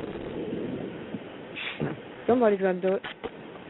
Well, yeah, and God bless you for doing what you do, and even at the point of being infirmed, you're doing what you can do, and that's what people have to. We collectively have to kind of suck it up, and exactly. I don't mean to sound crass. But no, you don't. We've got to do what we got to do, and because if we don't do it, who else is going to do it? So anyone listening to this broadcast, yeah, you might have some problems, your physical impairments, but you can still play your position in whatever way you can, and we all have to do this. You know what? We need organization, too. Yes. I got two ministries that I support that carries the Word of God across this globe. I support Jay Sekulow. He does a lot of fighting for Christians and the abortion problems we got in homosexual agenda, all of it. You know, I can't get out there and protest and do whatever. I have to do it with money, you know, and they're my voice, you know, and that's the way I have to deal with it. As much as I'd like to be hands-on, I just can't, you know, but I pray every day for God's protection on this house, and I know that whatever comes, He's going to be in the midst of it, you know, and He's going to help all of us. And I think about Sandy that calls you once in a while, you know. I don't know if she's living alone, but, you know, God love her, and I hope she's okay and she's not to be afraid, because God's with all of us, you know. And that email you got from Steve, what a great email. Thank you for your service, Steve. You know, I just love you guys, and it's a good forum, and we all need each other. And we know that you probably have taken a beating because of what you're putting out. And I'm telling you right now, I'm looking for the Internet to be the next thing on the agenda.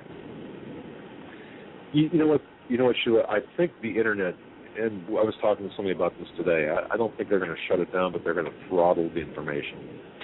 They're going to censor the information. And we've seen that being completed already through hacks on websites, attacks, so where you go onto a website and it attacks your computer. They set up fake websites. And there's a lot of behind-the-scenes things that they are doing. And there is I saw a news story out about the ability to get to your private information on your computer and cell phone through your computer in different forms, and I'll have to find that article, but that's something that we definitely will be addressing. Is there anything else, Sheila? No, that's it. I love you guys. I love everybody that listens. I enjoy listening to everybody. So you guys take care, and we're all in this boat together. Indeed we are. Thank you, Sheila, for your call. God bless you, Sheila. Thank you so much. Have a great weekend. Bye. And you know what, Joe? We are all in this together. We every one of us, whether you're listening to this alone or with your family or with your workmates or whatever, we're in this together. And I talked to somebody today who said, and I forgot to tell you this before the program, Joe, but he said, you know, you guys really need to get some sort of something going where people can find you if the Internet does shut off, or somehow where you can smoke signals. Yeah, smoke signals. But somehow coordinate, develop this system where you can have, you know. Yeah, I understand. He said, look, you're going to have to, I mean, like it or not, you're in a kind of a leadership position, so I mean, we're working on things behind the scenes and doing things, but there's two of us here, and we don't get sidetracked a lot, you know, with research and the information you're writing about. But we are working on other things, and it's difficult. It's slow going, but we are putting in the work, and we still have a lot of things people we have to talk with, things we have to do. There's obligations on our part that we would have to enter into to do different things too. So, you know, we got to take these things to prayer, to our families. We have to figure out, is this going to, you know, will these things work if things start to happen a certain way? Would it even matter? These are not easy decisions to make. As you know, the people who have been listening to us, we're not news broadcasters by a radio host. By profession. We got into this, and the Lord has led us to where we are today. Yep. And we're just going to rely on Him to continue to lead us in the right direction, not making any drastic changes or doing anything without that discernment. And that's important. You know, and I agree, but I worry about the people who are alone. But let me give you a word of advice. You don't need us. You don't need pastors. You don't need the news. You just need that relationship with the Lord in your Bible, and you'll be fine. I do understand. I enjoy listening to shows and things, but if it ever came down to it, there was no ability to do any of that. I'm going to get my direction from the Lord, as I do every day. I don't get the direction from the shows or the people. No, it should be information. Yeah, and it does help with the ideas, but basically what it boils down to is a relationship between you and God, nothing else. Right. Yeah, I understand. That's the worst case scenario as far as not having the accessibility to information and to different media outlets and whatever it is that we enjoy now. Right. But what I think we need to do, though, and we're working on this, is to get some sort of a notification system and communication system worked up where you'll be the first to know. And we always tell people, if something happens, check our website, and that way we can schedule a time to be on the air as long as that's available to us, and give you an update. For example, if something does happen in Israel, the Middle East, or whatever, we're there. We'll be there to provide you the information in real time. So, but we're also working on the shortwave aspect of things. We're also working on the terrestrial syndication part of things. That's coming. A whole number of different ways. And we're also looking toward a more 1980s or 1970s style set of communications, kind of like Alex Jones, the way Alex Jones has done, taking it to print. We're also looking at some things there too, just because we always want to be relevant. We always want to be able to give you the information out without. So if one thing is cut off, we can rely on something else. A system of redundancy. That's what we're looking at. All right, we're going to move on. We're going to go to, I think this is Donna. Donna, you're live on the Hagmann and Hagmann Report. Hello, guys. How are you? I'm glad you're feeling better, Doug. I called in. I'm one of those I'm all alone people. As far as my family, I'm completely alone because I became a Christian, and they don't approve. There it is. See, yeah. because you just said because you became a Christian, your family kind of has abandoned you or shut you out? Yeah, they talk to me, but they're very standoffish. And then they have all these rules, like we can't talk about it. But then if they bring it up, and like my son and I got in an argument. He brought it up, and I, stood my ground. I believe in the Lord Jesus Christ, and then he wanted to debate it, and I said, this isn't the time or place. You agree we shouldn't talk about this, and then he hung up on me and hasn't spoke to me since. It's pretty harsh. Anyway, yeah, but I love the Lord, and that's the most important thing. All I can do is pray and hope the Lord touches his heart. That's all I can do. I do have my aunt, so that's good. But as far as like you were saying about like-minded people, I do, store food. Like you said, I'm preparing. Okay. And it would be nice if I knew people in the area. I live in Pueblo, Colorado, but I don't. People are. It's just different these days. My aunt and I were talking about that the other day. She's in LA, and I said it's not like the old days where, people don't know their neighbors. Everybody seems to be afraid of everybody. And you go to church, and it's like. You're in the area of Stan and Holly Dale. Okay, just to let you know. Stan and Holly. Okay, so that's something to think about. You're not too far away from them. Holly Dale wrote the book Dare to Prepare. Very good people. So something to keep in the back of your mind. Like-minded people.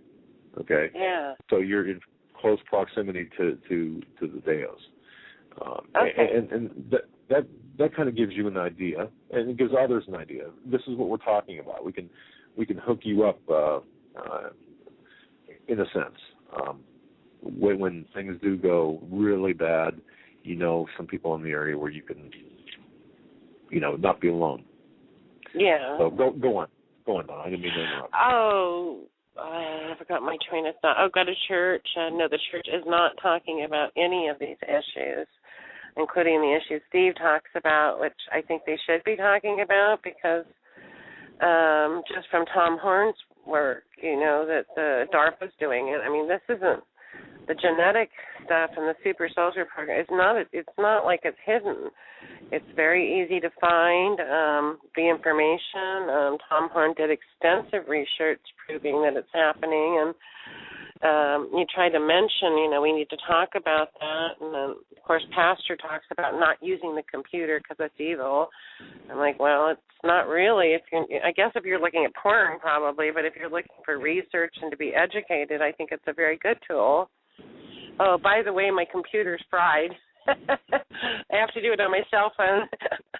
That was funny. Did we do that, or what happened? I don't know. I had it serviced like 3 months before, and I was in California. Had it completely serviced. Came home, was doing research, using your show, listening to Steve Quayle's show, and one day it just, and I took it over, and he said, "Well, your internal things are fried."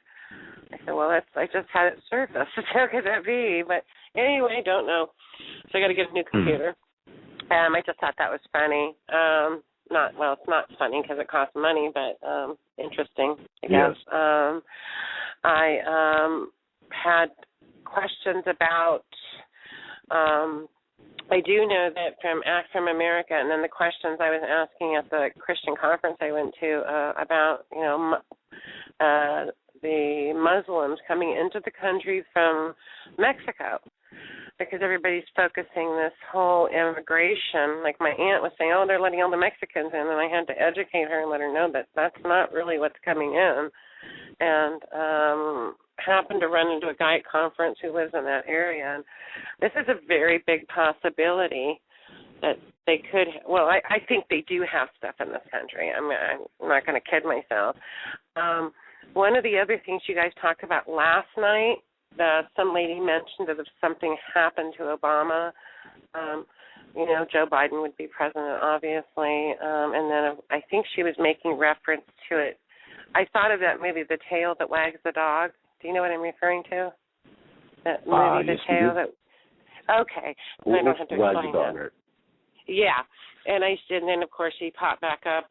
Everybody's already hailing him anyway. The point is that there would be riots in this country if that happened. You do know, because it's such a black-white racial division everywhere. And I think that was one thing that she didn't talk about that I thought would probably definitely happen if something like that happened. There would be a huge wave of crime, and look what happened after Dr. Martin Luther King. And I think that's something that would happen, and I wanted to add that in there. I don't know what the ramifications would be of that, but anyway, I thought I was listening last night, and then she kind of forgot to mention the part about the riots. And would that be a way of, if that sort of scenario that they spoke about last night happened, would that be a way of creating such a what is the word, a frenzy of violence everywhere that they could bring in their martial law? And then, of course, if he pops back up and is hailed as the whatever. Anyway, just a thought, mini thought. Yeah, I don't know if it has to go that far. I mean, I could just see an attempt. Let's just say, and talking hypothetically here, let's just say an attempted assassination on the president. Okay, let's say that did happen, and they caught, for example, a right-wing militia member guy. Christian. That was behind the plot. Christian, thank you.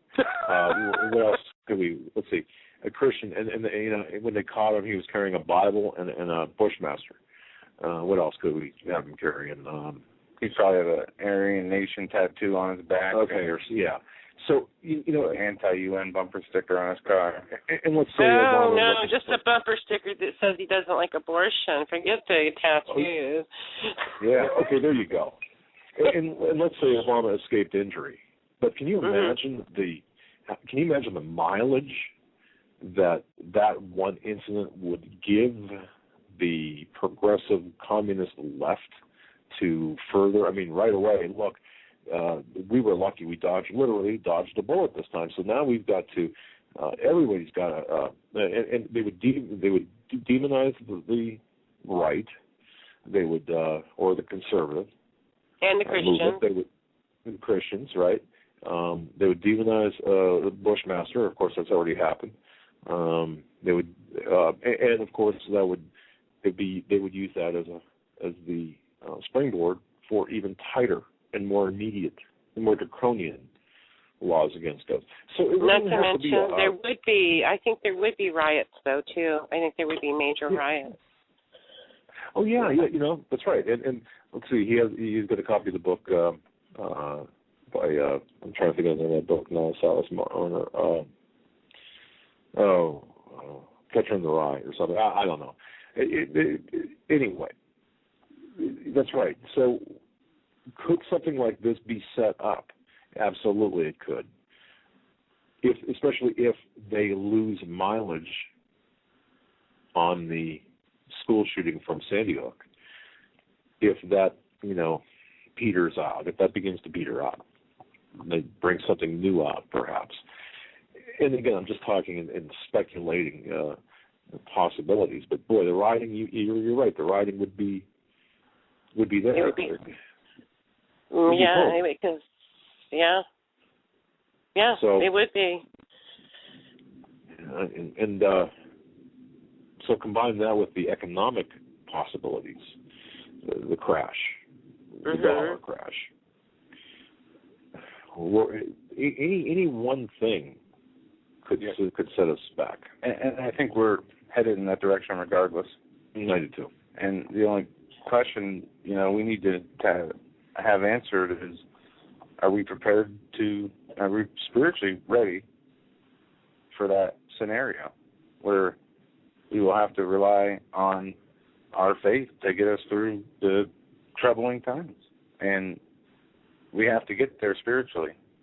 All the physical preparedness in the world isn't going to help us if we don't have the discernment to know what to do in those times. Well, that's what my aunt and I prayed about. I was crying yesterday all day. I called her. We sat and had a long prayer about, basically prayed that the Holy Spirit would touch those of our relatives that won't, able to, that can't hear us because they're, the devil won't let them hear us. So we just prayed about it, that the Holy Spirit would do that for us because we've done all we can verbally. And that's where we've been. Our prayers have been lately. It's just calling each other and having these prayer sessions on the phone because she's in L.A. So she's the only relative I have that's Christian.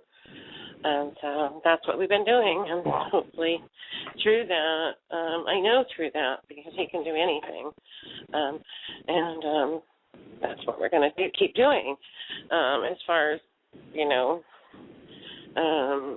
I don't know when this economic thing, if that's the way they're going to do it. I have no idea how they're going to do it. It's a growing possibility to me. It looks like this could come down as early as, March, end of March, around that time period. You know what, Donna, while we're on the air here, I just received an email from Laura. It kind of reminds me of your situation, Donna. She writes,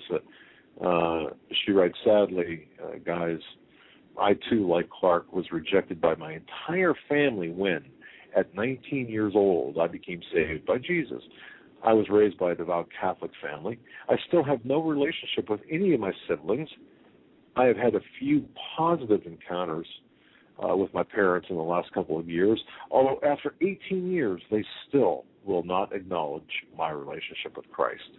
It doesn't stop me, though. Bless God. And that's from Laura. And so that it kind of sounds like, Donnie, you're not in this, no one's alone in this. It seems like we all have our situations. No, it's my love for Jesus that keeps me going. I'm a sinner. I'm not the most perfect Christian in the world, but I do love the Lord Jesus, and that's what keeps me going no matter what. So I tell myself, nope, I'm not here to please other people. I'm here to please the Lord Jesus Christ. That's who I'm going to spend eternity with. That's who I want to please. So, anyway, I just, very good. I am sad for other people. They don't see it, and it does make me sad. And when I try to educate, even aside from the religious part of it, try to educate my, family, they don't want to listen. I usually get the standard response is, I don't want to hear about it. I just want to watch TV and watch good stuff and be in a good mood. And that's the standard response I get. No, I just want to watch TV, watch a movie, feel good. I don't want to listen to what you're saying. There's nothing I can do about it, so I'm just going to watch a movie and feel good. And you really should stop doing that. You should just live for today and feel good. I'm just telling you the stuff I'm getting. This is the kind of stuff, and you try to educate. This is what they tell me, and it's like, okay. We see it. Yeah, we see it with people ourselves every day. And it is just all we can do is pray for those people. Yeah, that's what I do. I pray for them, and it would be nice, to have. It would be nice to have a husband, but my husband decided to trade me in for the new model. So not much I can do about that. It is what it is, and I'm sure God has a plan in it. I just can't see it right now. I'm going to get a new computer, though. That's good. That way you can keep it positive. So, you guys, right. God bless you guys, and I'll just keep hanging in there. And I do have a question. Should I get my money out of the stock market? Oh, yeah. Personally, I'm not rich, but I do have some money in the stock market, and I was wondering. I talked to my stockbroker, and I'm like, I think I want to cash out, and he was trying to tell me, oh no, things are going to get better. It's just a setback. It's just a setback, and it's just a setback. And I'm like, I don't know. I'm starting to feel kind of like funny about it.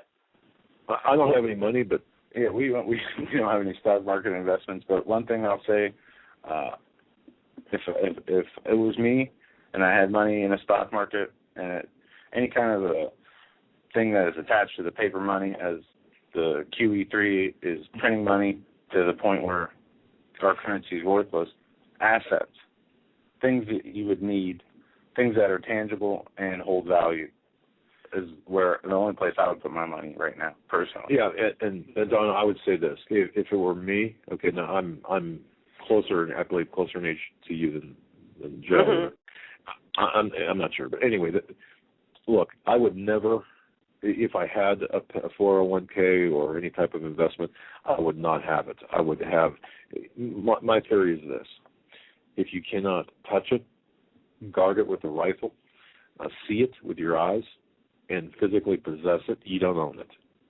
And now, having said that, not knowing if you've got $50 or $50 million in the stock market or whatever, it doesn't matter to me. The principle is the same. When the crash happens and when people are, that money will disappear. Yes, it's gone. Look what happened with MF Global. Yeah. Ask your your stockbroker. Ask him about MF Global. If it's I told him to watch. I made him go watch her, Ann Barnhart, and came back. Good. I made him go watch her, and then he doesn't believe her. Well, holy cow! It's not to believe. It's all fact. We got an article here that the U.S. banks have been shaken by the biggest deposit withdrawal since 9/11, and it goes on to state the first week of January 2013 has seen that $114 billion in withdrawals from 25 of the U.S.'s biggest banks, pushing deposits down to $5.3 trillion, according to the U.S. Fed. And they say that is because it could be down due to the transaction account guarantee insurance program that came to an end on December 31st, meaning your money that is in the bank is no longer insured by the government, where they used to say your money's insured up to $250,000. Right, and Barnhart goes into that in a 2.5-hour show or presentation. Yeah, and it's okay. That tells me that it's fact. I mean, what she presented is not hypothetical. It's the way things are, and wow.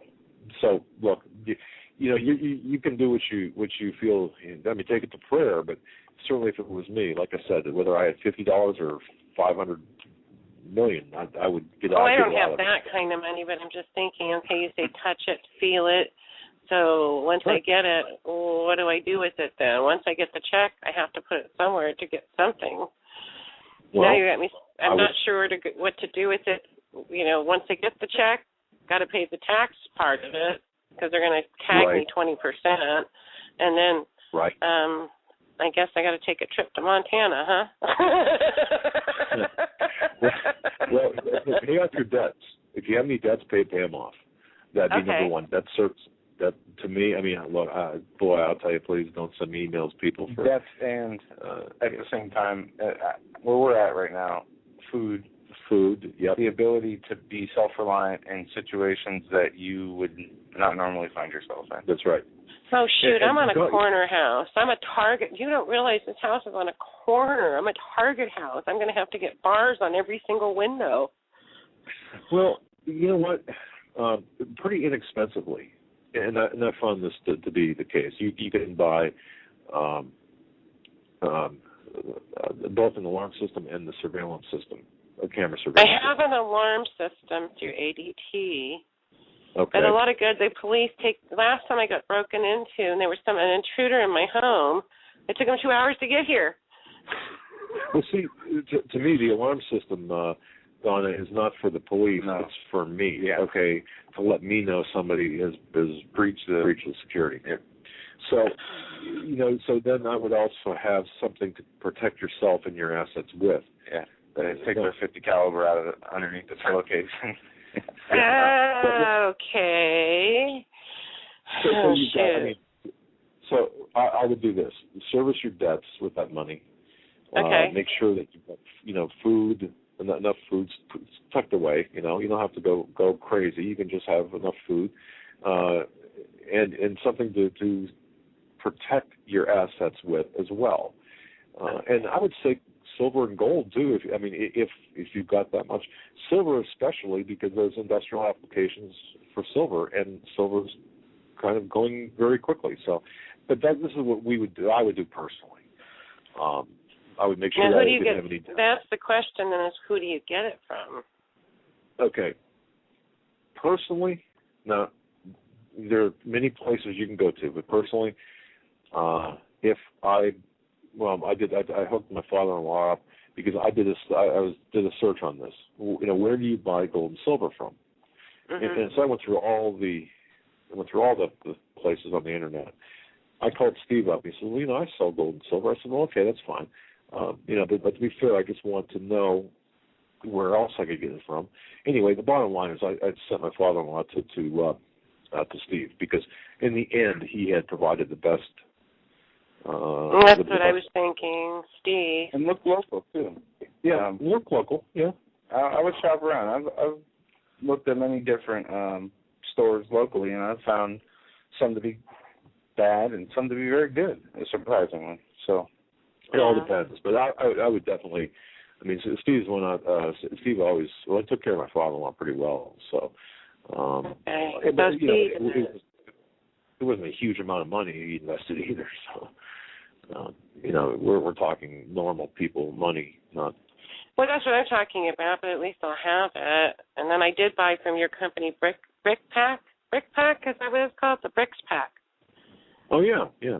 Yeah, I got one of those. I support you guys. So I got it. It's actually a friend. He's a freeze-dried guy. Is really a good guy, and he will spend time with you if you got any questions or anything like that. Freeze-dried guy. Okay, I'll keep him too. Yeah, I'm loading up on food. I got food. Don't believe me. I even bought portable toilets. I'm sorry, but I was sitting there thinking if everything went down, you still have to go to the bathroom. That's right. That's a good thing. Okay. I'm sure thank you. Thanks, Donna. Have a good night. Bye. Short messages for our third and final hour. Give us a call, 624-449-929. Let's go back.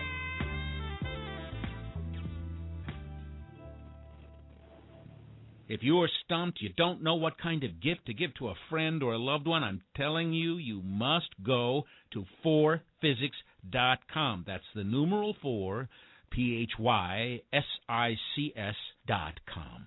This is your one-stop shopping palace. That's the only way I can put it. I could spend easily an hour on this website. Innovative, fun, educational. There are games, books, weather instruments, unique time-telling devices, jewelry, optical devices, laboratory equipment. Let me give you an example. We all know we can tell time with a sundial. You've seen those advertised. Did you know that you could tell time by the stars? At 4physics.com, you can buy a horologium nocturnum. This was a navigational device used in the 15th century by navigators at night to tell time by the stars. It's beautifully crafted in the shape of a pendant made of bronze and pewter or gold and silver. Absolutely a stunning gift. I would be proud to give it to anyone. You must go to 4physics.com. Even if you're not stumped, that's 4physics. That's the numeral 4, PHYSICS.com. It's your one-stop shopping palace.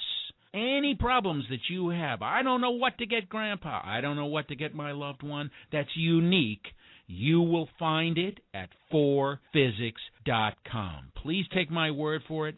Go to the website, but give yourself a lot of time because you're not going to want to leave. 4physics.com. Survival of the fittest. In any and all situations, survival is your number one priority. That requires being tough and thinking smart. And the folks at Freeze Dry Guy are going to help you do just that. They have the long-range patrol ration entrees, what they call the Brick Pack. When you're in survival mode, it is absolutely the best item for your survival pack or bug-out bag.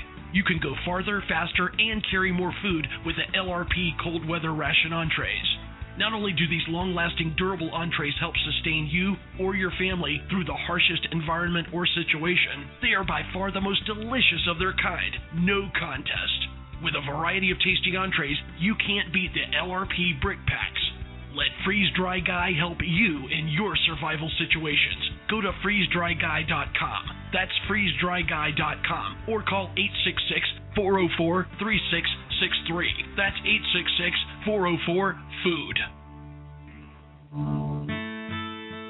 You better wake up fast and listen to this, America. The Obama campaign has launched attack squads disguised as truth teams dedicated to intimidating and silencing all political dissent carried over the internet that criticizes the Marxist Obama.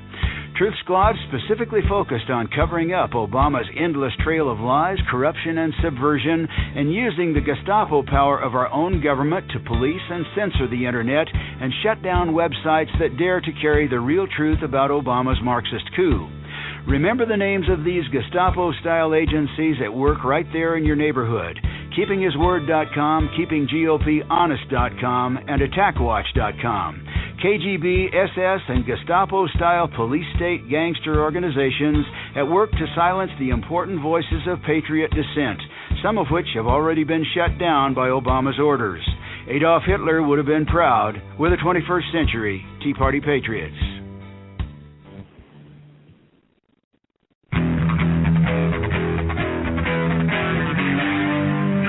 Doug Hagmann. One guy that doesn't need a bullhorn to get your attention. You want answers! I want the truth! You can't handle the truth!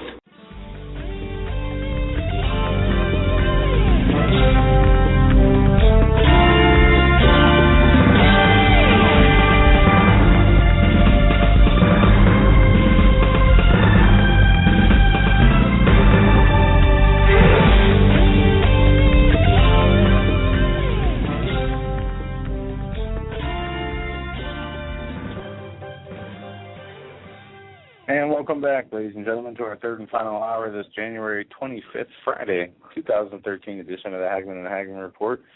We are taking calls and covering some news. This out of the New American gun owners refused to register under New York law after Democrats in New York ran a sweeping assault on the right to keep and bear arms through the legislature that failed to exempt police officers from the draconian restrictions, gun owners and even some lawmakers are planning what has been dubbed potentially the largest act of civil disobedience in state history. According to news reports, gun rights advocates are urging everyone to defy the far-left Governor Cuomo's new registration mandate while daring authorities to come and take it. Analysis says the legislation passed in a frenzy last week in the wake of the Newtown shooting represents the most brazen infringement on the right to keep and bear arms anywhere in the nation. Among other points, the so-called SAFE Act seems to limit magazines to just 7 bullets, require virtually all the estimated 1 million semi-automatic rifles in the state to be registered with authorities, mandate reporting of patients who express indications that they may have thoughts about hurting themselves or others by doctors and more. Aside from unconstitutional, experts on gun violence also point out that the draconian schemes are a bad idea. Studies have repeatedly shown that more guns lead to less crime, and the phenomenon is obvious across America. Just compare Chicago and D.C. to that of Alaska or Wyoming. The mandate reports requirements for doctors, meanwhile, have come under fire from across the political spectrum, whether it will even be possible to enforce the bill. However, that remains to be seen. I'm going to tell you right now, and folks, you can take this to the bank, and this is the official position of the Hagmann and the Hagmann Report, Doug Hagmann, on this 25th day of January 2013. I will not comply with any registration of my guns. I will not submit to any registration.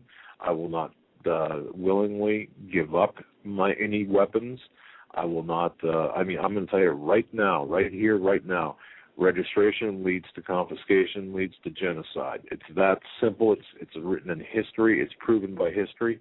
You want my guns, you're not going to get my guns willingly. Okay, that's end of story. And, look, I understand, too. And let me just say this one more time. I understand how people in different forms, they say, well, when they come for my guns, gee, I sold them, 5 years ago, or I lost them in a boating accident, boy, chuckle. Okay, no. Look, they're not coming just for your guns. They are coming for you. It's you that they're afraid of. It's you, the gun owner, the independent thinker, the person that presents that speed bump in the road to their ultimate destination of global governance and complete submission. It's you they're after, in addition to your guns. But I'll tell you right now, I will not. We will not comply. We will not comply. No. And just as we said before too, we will not comply with any TSA checkpoint, with any unconstitutional search and seizure. It is we are, the Constitution has delineated God-given rights, and those are our God-given rights. No one can take away our God-given rights, and that's just my position. Just to be clear, to the federal authorities listening, not going to comply. Right. I'm just going to correct you, though. They can take away our rights. They're doing it. And they can take away our life. As we see in other countries, they've done it in the past. One thing they can't take away is our soul. But that's right. Well, it goes along with non-complying with evil. That's correct. I mean, tolerance of evil, that's when tolerance becomes evil itself. And, this is not just about our generation. This is about our children and our children's children, is it not? Are we not talking about this? Just like Donna and the others who have, we'll say, a house and some stored wealth. This is about maintaining, at least attempting to maintain, that level of wealth or of money or of sustenance that you've earned. It's a representation of of your life. I mean, this is your lifeblood. What you own is a result of what you've worked for all of your life. The hours that you've worked, it's part of you. So for them to loot and pillage and plunder what you have developed, what you've owned, what you've made, the time you invested. It's not right. And we certainly are not going to allow, nor should we allow, our children to be mortgaged. And you've got Geithner, and you've got Bernanke, and you've got these Keynesian fools out there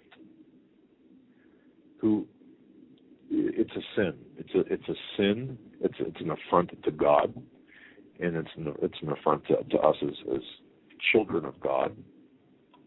Mm-hmm. And we have to say no, and we have to do it collectively. Because if we don't do it collectively, we are going to hang separately, I guess, or hang. Yeah. We're going to hang. See, and that's it. This is as much a spiritual battle as it is a practical battle.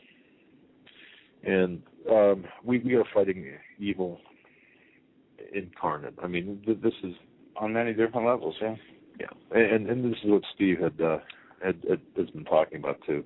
And by the way, well, I'm not even going to get into that. Let's just go on. We're going to go to area code 917, then Pierre, and then Vernon. 917, you're live on the Hagmann and Hagmann report. What's going on, guys? How are you? Very well. What's up? You hit it right on the head. It's weird because I was actually calling you particularly to talk about China. I don't know if you guys know who Dr. Jerome Corsi is from WMD. Oh, sure. Okay, well, sure. He was just talking. Yeah. But by the way, Jerry and I we're friends, and he's been on our program before. What a great guy. He was talking earlier today about China and how our federal government met up with the banks of China today. And basically, to paraphrase what he said is, the globalists have hijacked our economy to use China as leverage.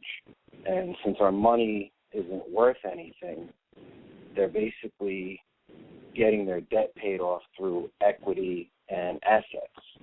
And I have a friend who lives in Pennsylvania, and he told me that they got rid of his sheriff where he lives, and instead of his sheriff, which is I think like $40,000 or $50,000 a year, they just invested in like 14 or 15 DHS trucks that they have driving around. I think he's down over in like Scranton, Wilkes-Barre, or somewhere over there. And he was at one of these little like diner spots out there, and there was a bunch of Chinese troops in there. And he's pretty awake to everything. And he went up to the table and he asked them, and he said, "Hey, really politely, he said, "Hey, what are you guys doing here?" And they just started laughing at him, talking Chinese to each other. And it wouldn't surprise me because I also heard, and Doug, this is one of the questions I wanted to ask you last night, is if any of your sources or your connections have told you about the United States moving valuable assets 200 miles away from the coastline. Have you heard anything like that? No. I'm not sure. You've heard of movements happening, but not pertaining to the coast. Well, yeah. Go ahead and explain what you're talking about, if you know what specifically. What I'm pretty sure it was that guy John Moore. Okay. But he said somebody from FEMA was telling him that they moved any valuable asset within 200 miles of the coastline, and not just on the east or the west or the south, the whole entire United States. And the only reason why somebody would do something like that is whether there's a tsunami coming or like some sort of invasion. When you say valuable assets, what do you mean? Like, what? You didn't really get into specifics. You know how sometimes in the first 3 minutes of a show he'll mention some things and then he'll go on to talk about something else. Sure. But it was funny because I called you last night. One of the things I wanted to ask you that I didn't get to, do you guys know Executive Order 12425 that was signed on December 16th, 2 days after Sandy Hook? Refresh my memory here. I I don't know the full technical name of it, but I guess it's the Interpol with the International Police. And this all ties into, the rumors of the 150,000 Palestinians, the Chinese troops being here, the Chinese having their own sovereign, networks of land here in the United States, selling them the river, the oil in Montana that you were talking about. It's basically an executive order that gives the International Police Force permission. It's made up of Palestinian troops, Turkish troops, Russian troops, and Chinese troops. It's Executive Order 12425. Okay, I'm looking at the executive, right from the White House website, the listing of executive orders. You've got December 27th executive order, adjustments of certain rates of pay. Of course, you remember that, causing some brouhaha about Biden's salary. And then December 21st, you've got reestablishment of advisory commission. And then on the same day, executive order closing of executive departments and agencies of the federal government. And then December 7th, establishing the Hurricane Sandy Rebuilding Task Force. December 6th, establishment of an interagency task force on commercial advocacy.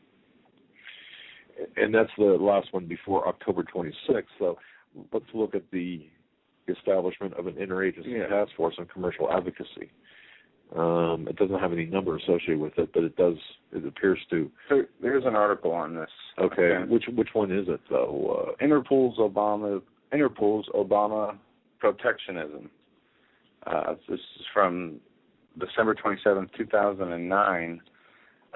It goes on to say an executive order amending the executive order 12425 designating Interpol as a public international organization entitled to enjoy certain privileges, exemptions, and immunities by the authority invested in the President by the Constitution and the laws of the United States of America, to extend in order to extend the appropriate privileges, exemptions, and immunities of the International Criminal Police Organization, Interpol is hereby ordered that Executive Order 12425 of June 16, 1983, as amended, is further amended by deleting from the first sentence of the words, except those provided in Section C. Okay, so they changed. So, okay, there is an amendment. Okay, Executive Order 13524 amends 12425.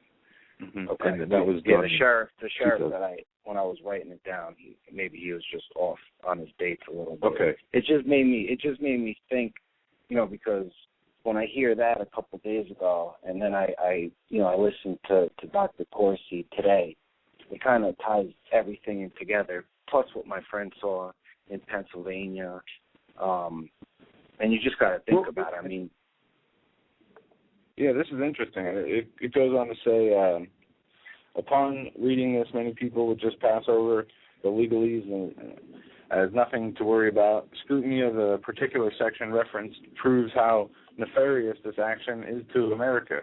Section C reads, property and assets of international organizations, wherever located and by whomsoever held, shall be immune from search unless such immunity be expressly waived from confiscation. The archives of international organizations shall be unavoidable.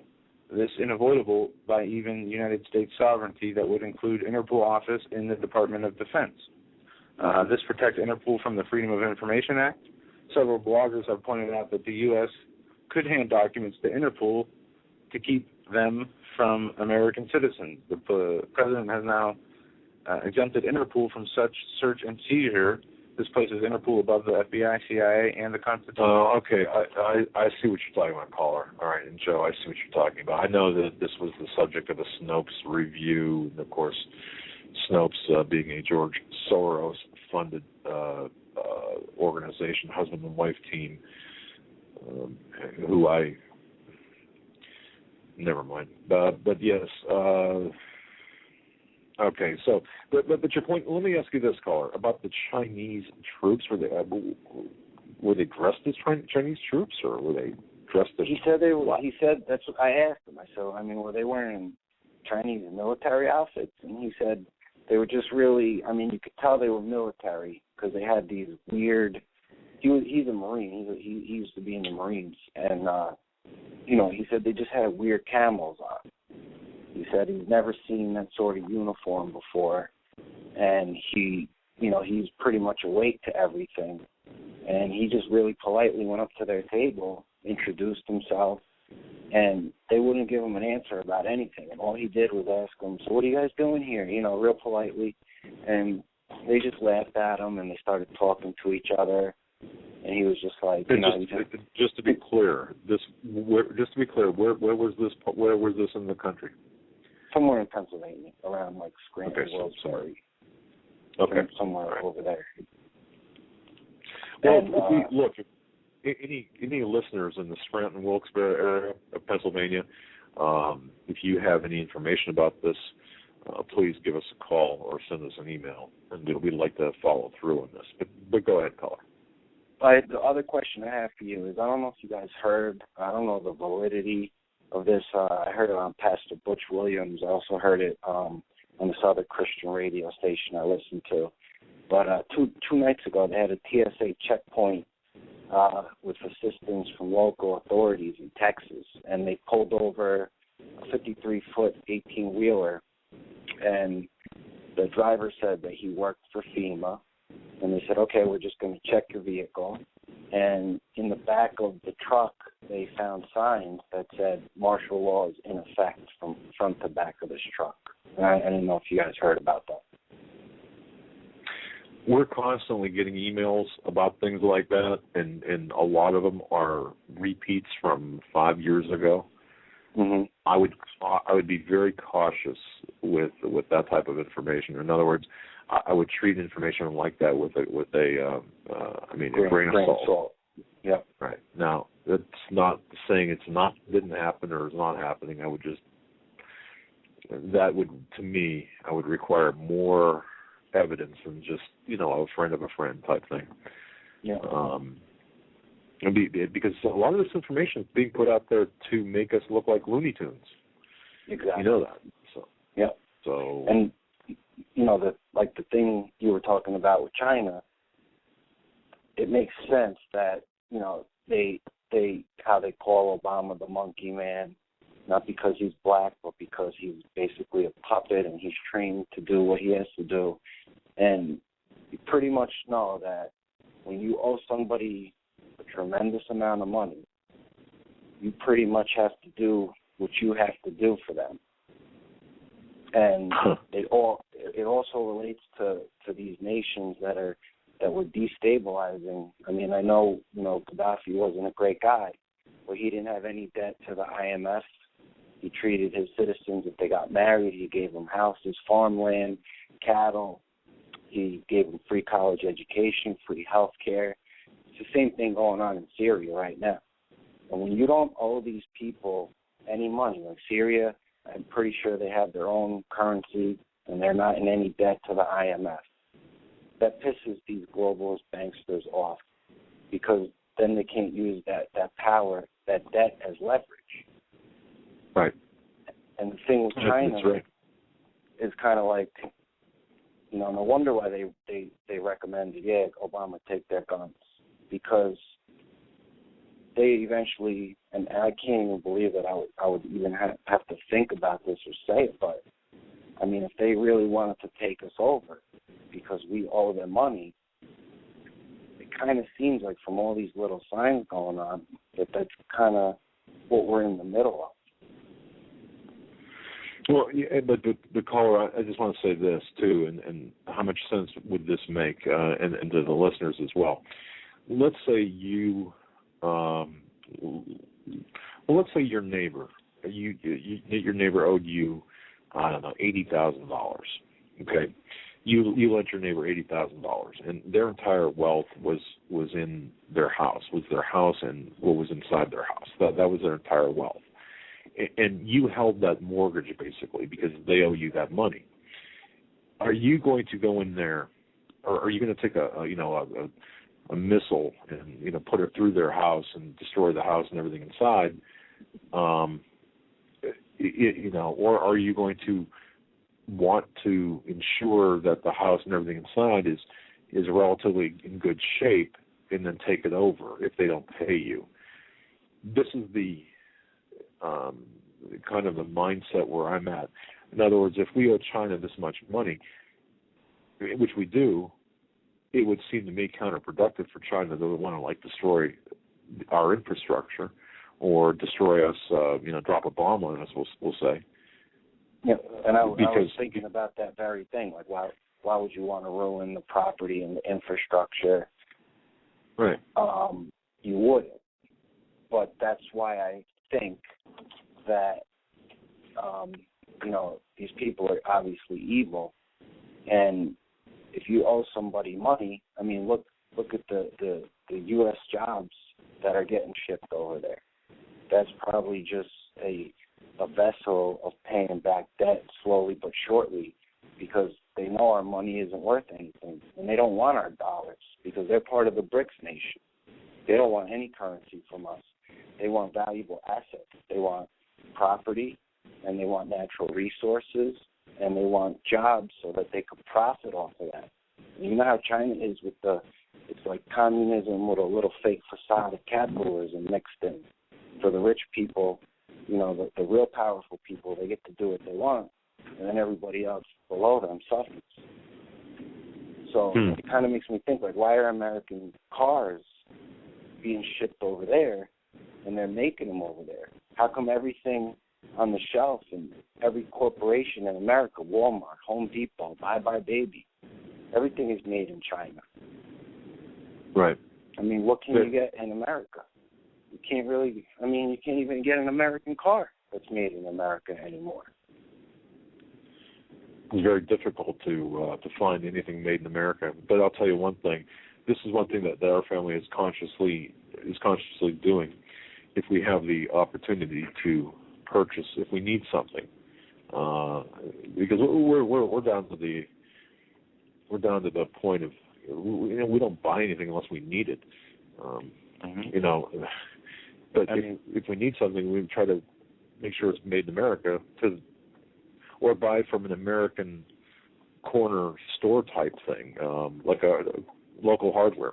Yeah, I support buying locally more than anything else, right, even if it costs a couple extra bucks here or there. Because what's the point of supporting Walmarts and these places that are using your money against you, partnering up with the Department of Homeland Security, refusing to give you services because of how the government believes, like selling ammunition and such.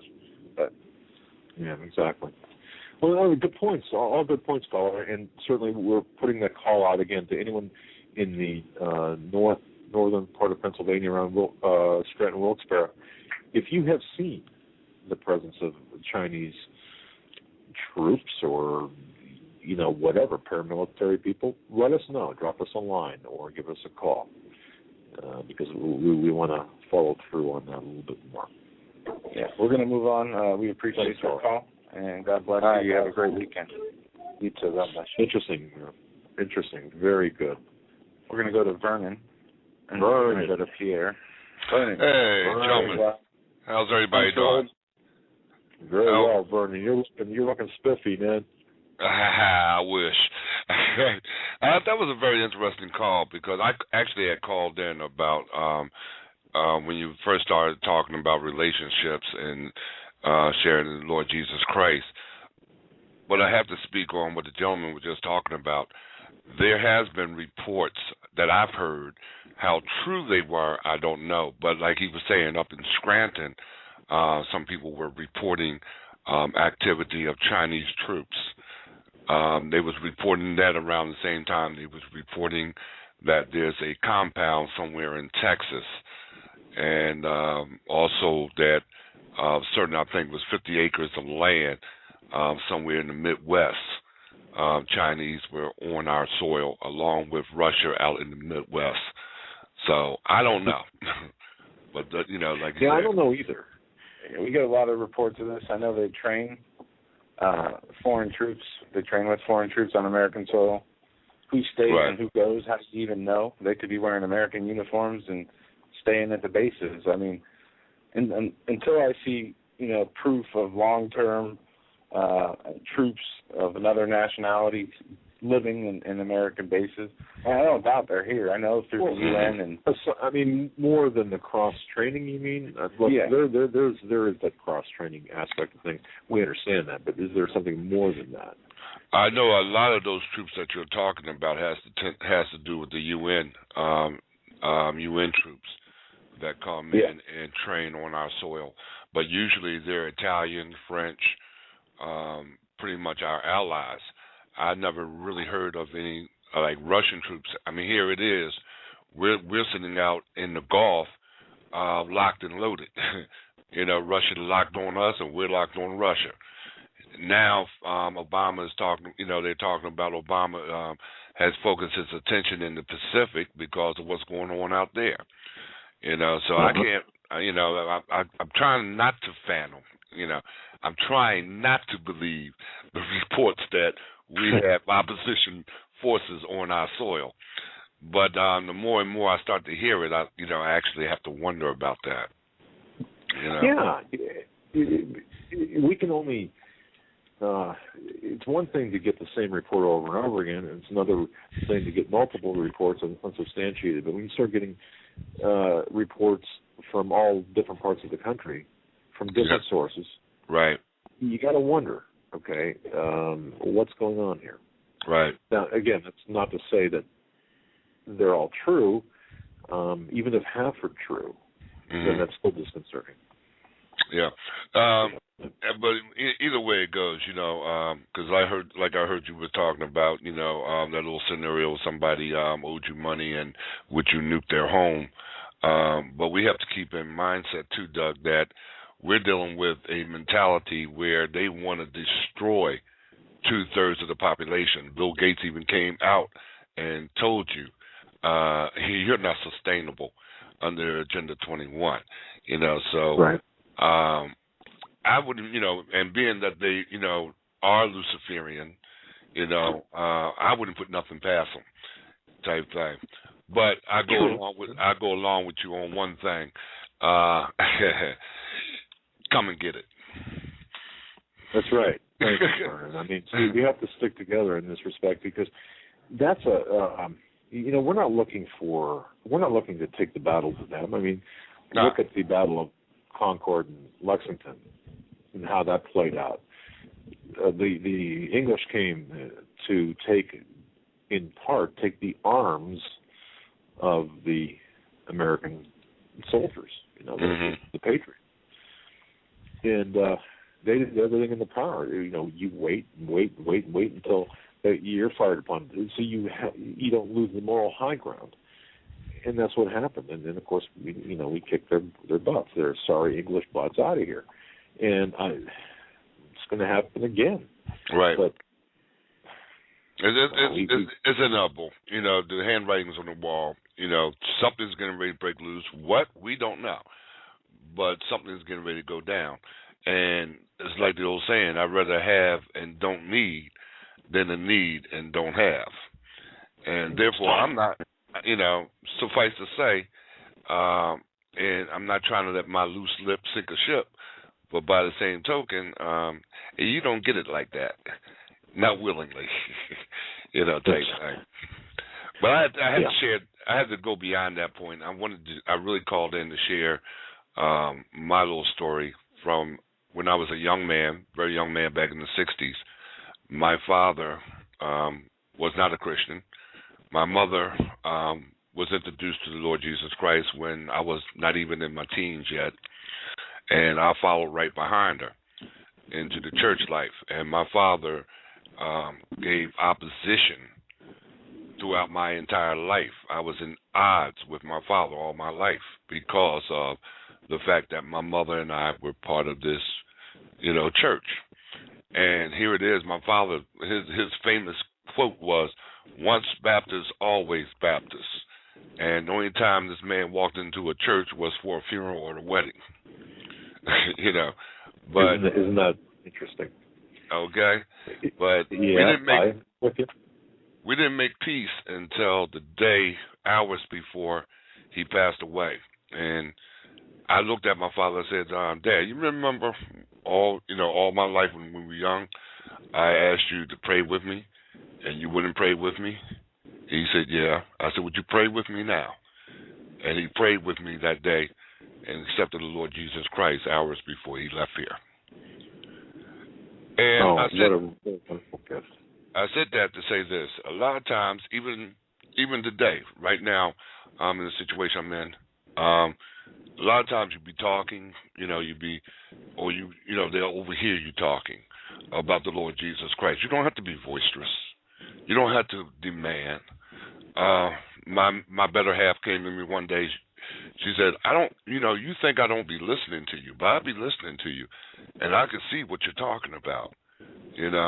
They will see it.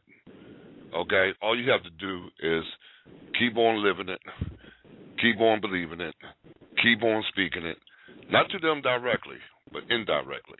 A lot of times they hear me talking indirectly. Okay? And they will hear it. They will hear it. But basically, the bottom line is for you to do what you're supposed to be doing at all times, and that's praising the Lord Jesus Christ. And sooner or later, they're going to get it. Wow. Well, Vernon, I'm still stuck on the wonderful gift that you gave to your dad and your dad gave to you by being able to pray together before his passing. Before his passing. Wow. Wow. I'm going to tell you, Doug, when the Lord has his hands in the package, you come out with a pretty, and I hate to say it, but, this way, but it's tied, it's bowed, just as neat and folded, just as nice package, because in him is perfection, but only in him. And when you're in his arms, when you're in his will, those around you are going to come into the fold. That's my prayer. Well said, Vernon. What a wonderful prayer indeed. I mean, well said. That's why you're the man. I'm losing you. Hello? Yeah, we're here. We're here, Vernon. But okay, I thought I was losing you there for a second. But basically I just wanted to encourage everyone. I heard one young lady talk about her sons where, he get angry. Don't say nothing to him. Take a little track and leave it in the bathroom or leave it on the dining room table and walk away. I guarantee somewhere along the line they're going to pick it up. Right. Somewhere along the line the message is going to get through. Yep. That's a good way of doing it. And all you got to do is stay in prayer. That's all you have to do. Mm-hmm. Very good. Okay. Well, God bless you, Vern. God bless you, my friend. God bless all. Keep looking up, for the King is coming. And check out Vernon's radio show on Blog Talk Radio here called Conspiracy Files. Thursday nights from 6 to 8 Eastern, correct? Yes, it's 6 p.m. Eastern Standard Time every Thursday evening. And, I'm glad you mentioned that, Doug, because you mentioned trying to get all the talk show hosts together. I'm still looking for you to, get everybody together, and let's bring the talk show hosts all into the conference room because we desperately need that meeting.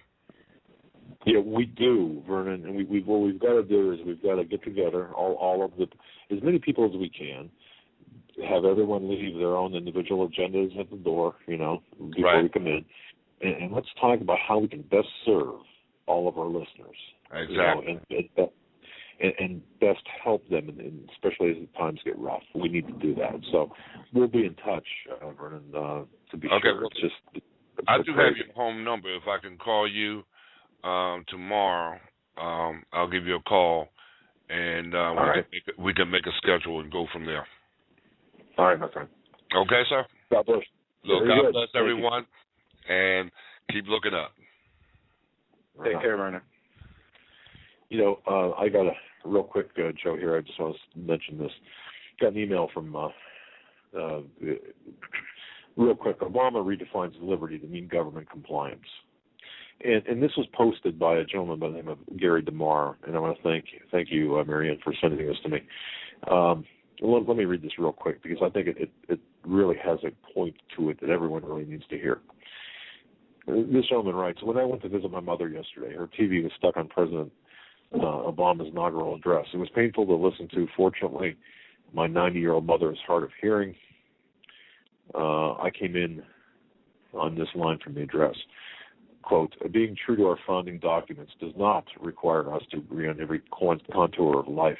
It does not mean we will all define liberty in exactly the same way or follow the same precise path to happiness. You and I might define liberty as being able to keep the money we earn. Obama and friends may define liberty as taking money that you and I earn and giving it to people who have decided to live in terms of government generosity. He said as much. Quote, for we, the people, understand that our country cannot succeed when a shrinking few do very well and a growing many barely make it. Why aren't the people doing well? Because Obama defines liberty in a way that was different from the founders he referenced in his address. Some time ago, I was listening to Alice in Wonderland, a Walt Disney read-along book and tape, with my oldest son, who was 3 at the time, and came across a rather insightful commentary on the nature of political power. Alice is confronted by the Queen of Hearts and is asked if she plays croquet. By the way, I never got Alice in Wonderland. I just never got it. Okay, Alice answers yes, but insists that she cannot stay to play because she's trying to find her way. Your way, bellowed the Queen. Always here are my ways. Off with her head. After locating the scenes in the original Alice in Wonderland books, I found 2 stories. Alice's encounter with the Red Queen and her trial before the Queen of Hearts. They're merged in the abbreviated Walt Disney book and tape. The Red Queen maintains that all ways are her ways. I don't know what you mean by your way, said the Queen. All the ways here belong to me. The individual must sacrifice his ways for the good of the state. Individuals are made to feel guilty for having private initiative. Any productivity that makes for an equal society must be given up for the good of all. The Queen of Hearts, a political cousin to the Red Queen, had a simple solution for those who disagreed with her policies. Off with their heads. When opposition arises, supposed or real, the only solution open to the despot is forced compliance to the new definitions. The Red Queen and the Queen of Hearts are on a rampage in our nation. Those who do not play croquet with them will find the refrain, off with their heads, spoken with clarity and regularity. There is a grab for power in our house of cards. How did tyrannical governments get into power? Well, it's a slow but deliberate process. The goal is to change the way people think. One way to do this is to change the rules of the game, even down to the definition of terms. Again, Lewis Carroll offers some insights. I don't know what you mean.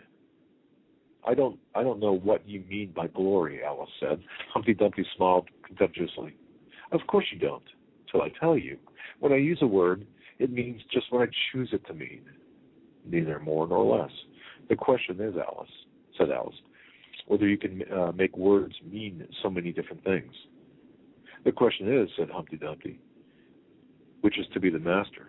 That's all. For the despot, power is all that matters.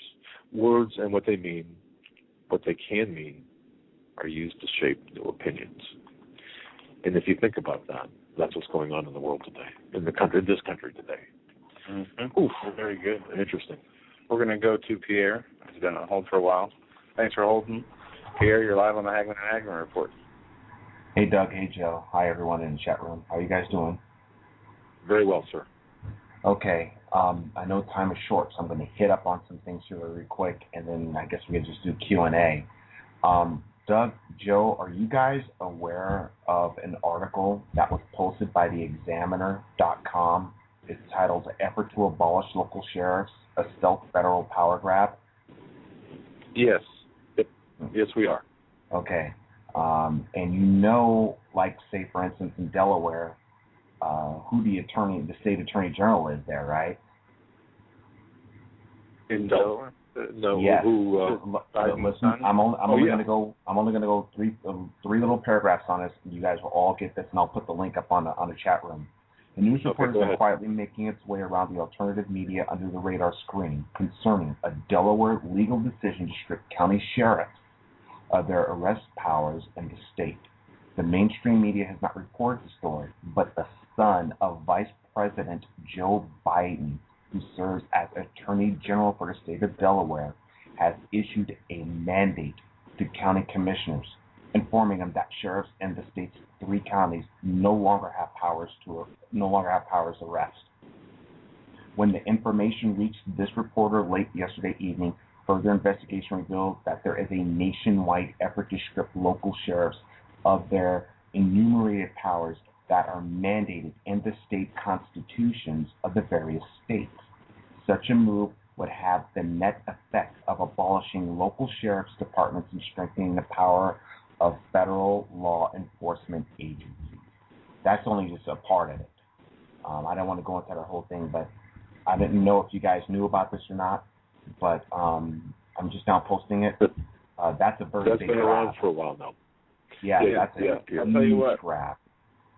They can draft up these motions or try to take these powers away, but do you really think that the sheriffs are going to just lay down and say, okay? No, Joe, I don't. I think it'll be wartime. Yeah, that's what I was thinking too.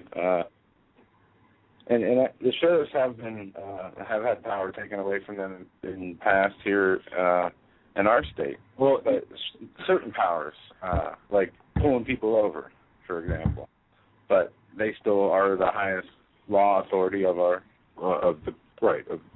And now there's this talk too of for example, when the Utah sheriffs sent in the Utah Sheriff's Association sent in that letter to Biden, for example, saying we're not going to comply. The one sheriff, I think it was from the Salt Lake City area, said, "Well, there's the supremacy clause, or we have to abide by the federal law." So there is some.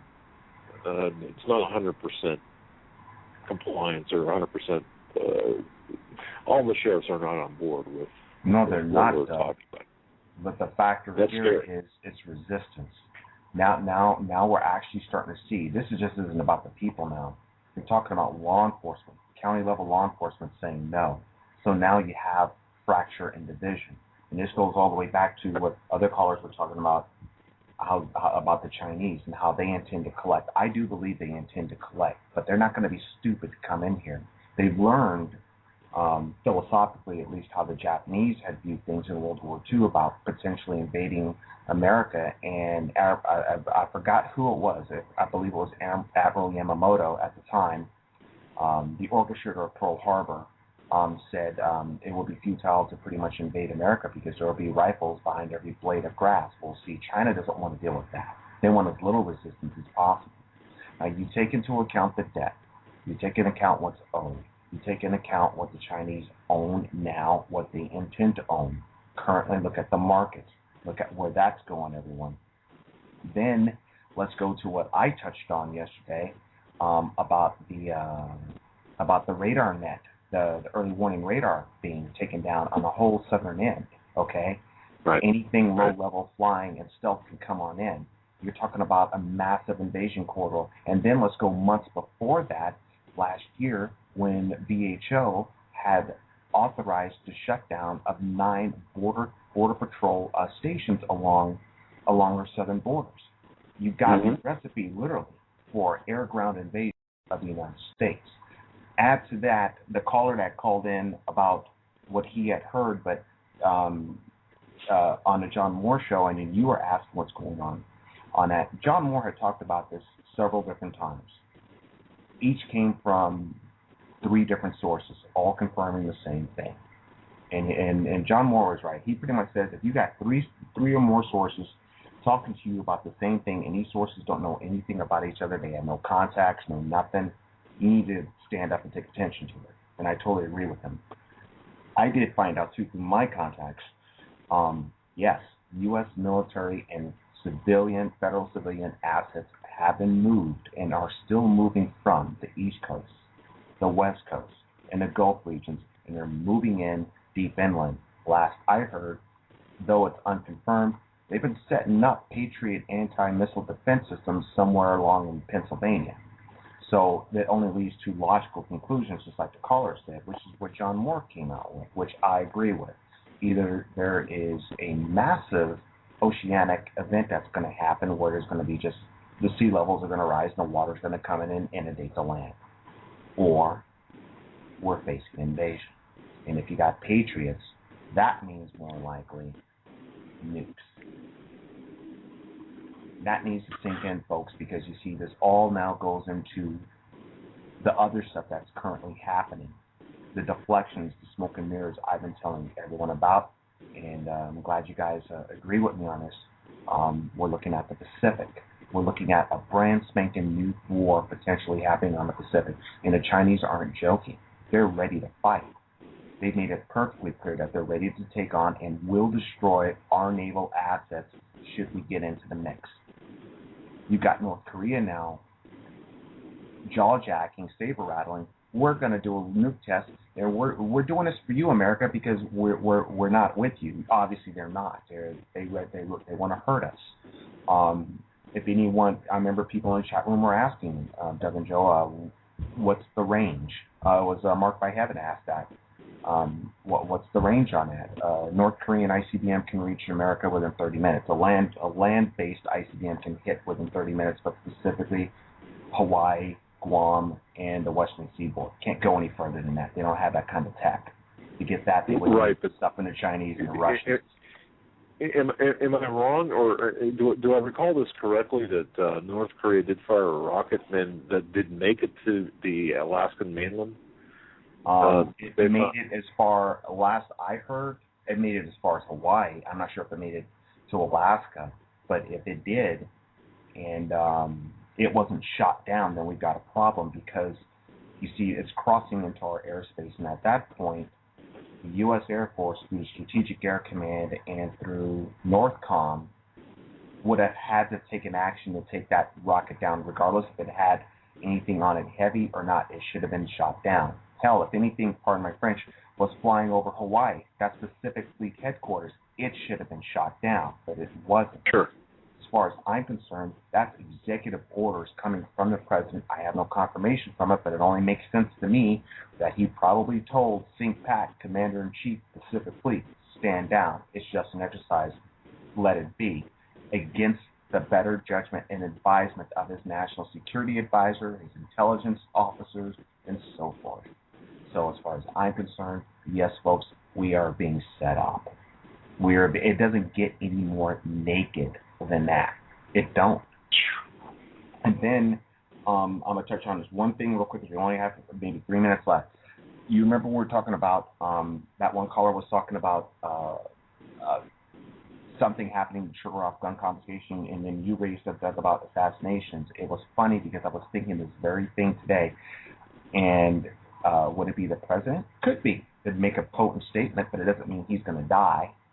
Right. I'm thinking it would be, and this is the cruelest trick of all, because you see it's the enemy going against one of their own, a lesser enemy within their ranks, an ally within their ranks, who supports the gun confiscation thing. Elements knows who it could be. I'm not going to toss any names out, because I don't want to be accused of crap. But I could see someone within their ranks being set up to be taken down. It would make it look like it was either Christian right-wing fundamentalists. Guess what? Those of you that are the enemy that are listening, Christian right-wing fundamentalists aren't Caucasian people that always wear freaking iron crosses and that are Nazi lowriders or skinheads. They're black like me. They're Hispanic. They're Asian. There's people out there that make up the Christian belief. You keep going on the same thing and trying to create a race war. It's not going to really work, folks. But that's all I got to say for the 2 minutes that we have. Next week I'll catch up with you guys on things. All right, Pierre, because we're up against the end of the program. God bless you, my friends. Stay safe. God bless you Good both. to hear from you. Take care, everyone in the chat room. Good night.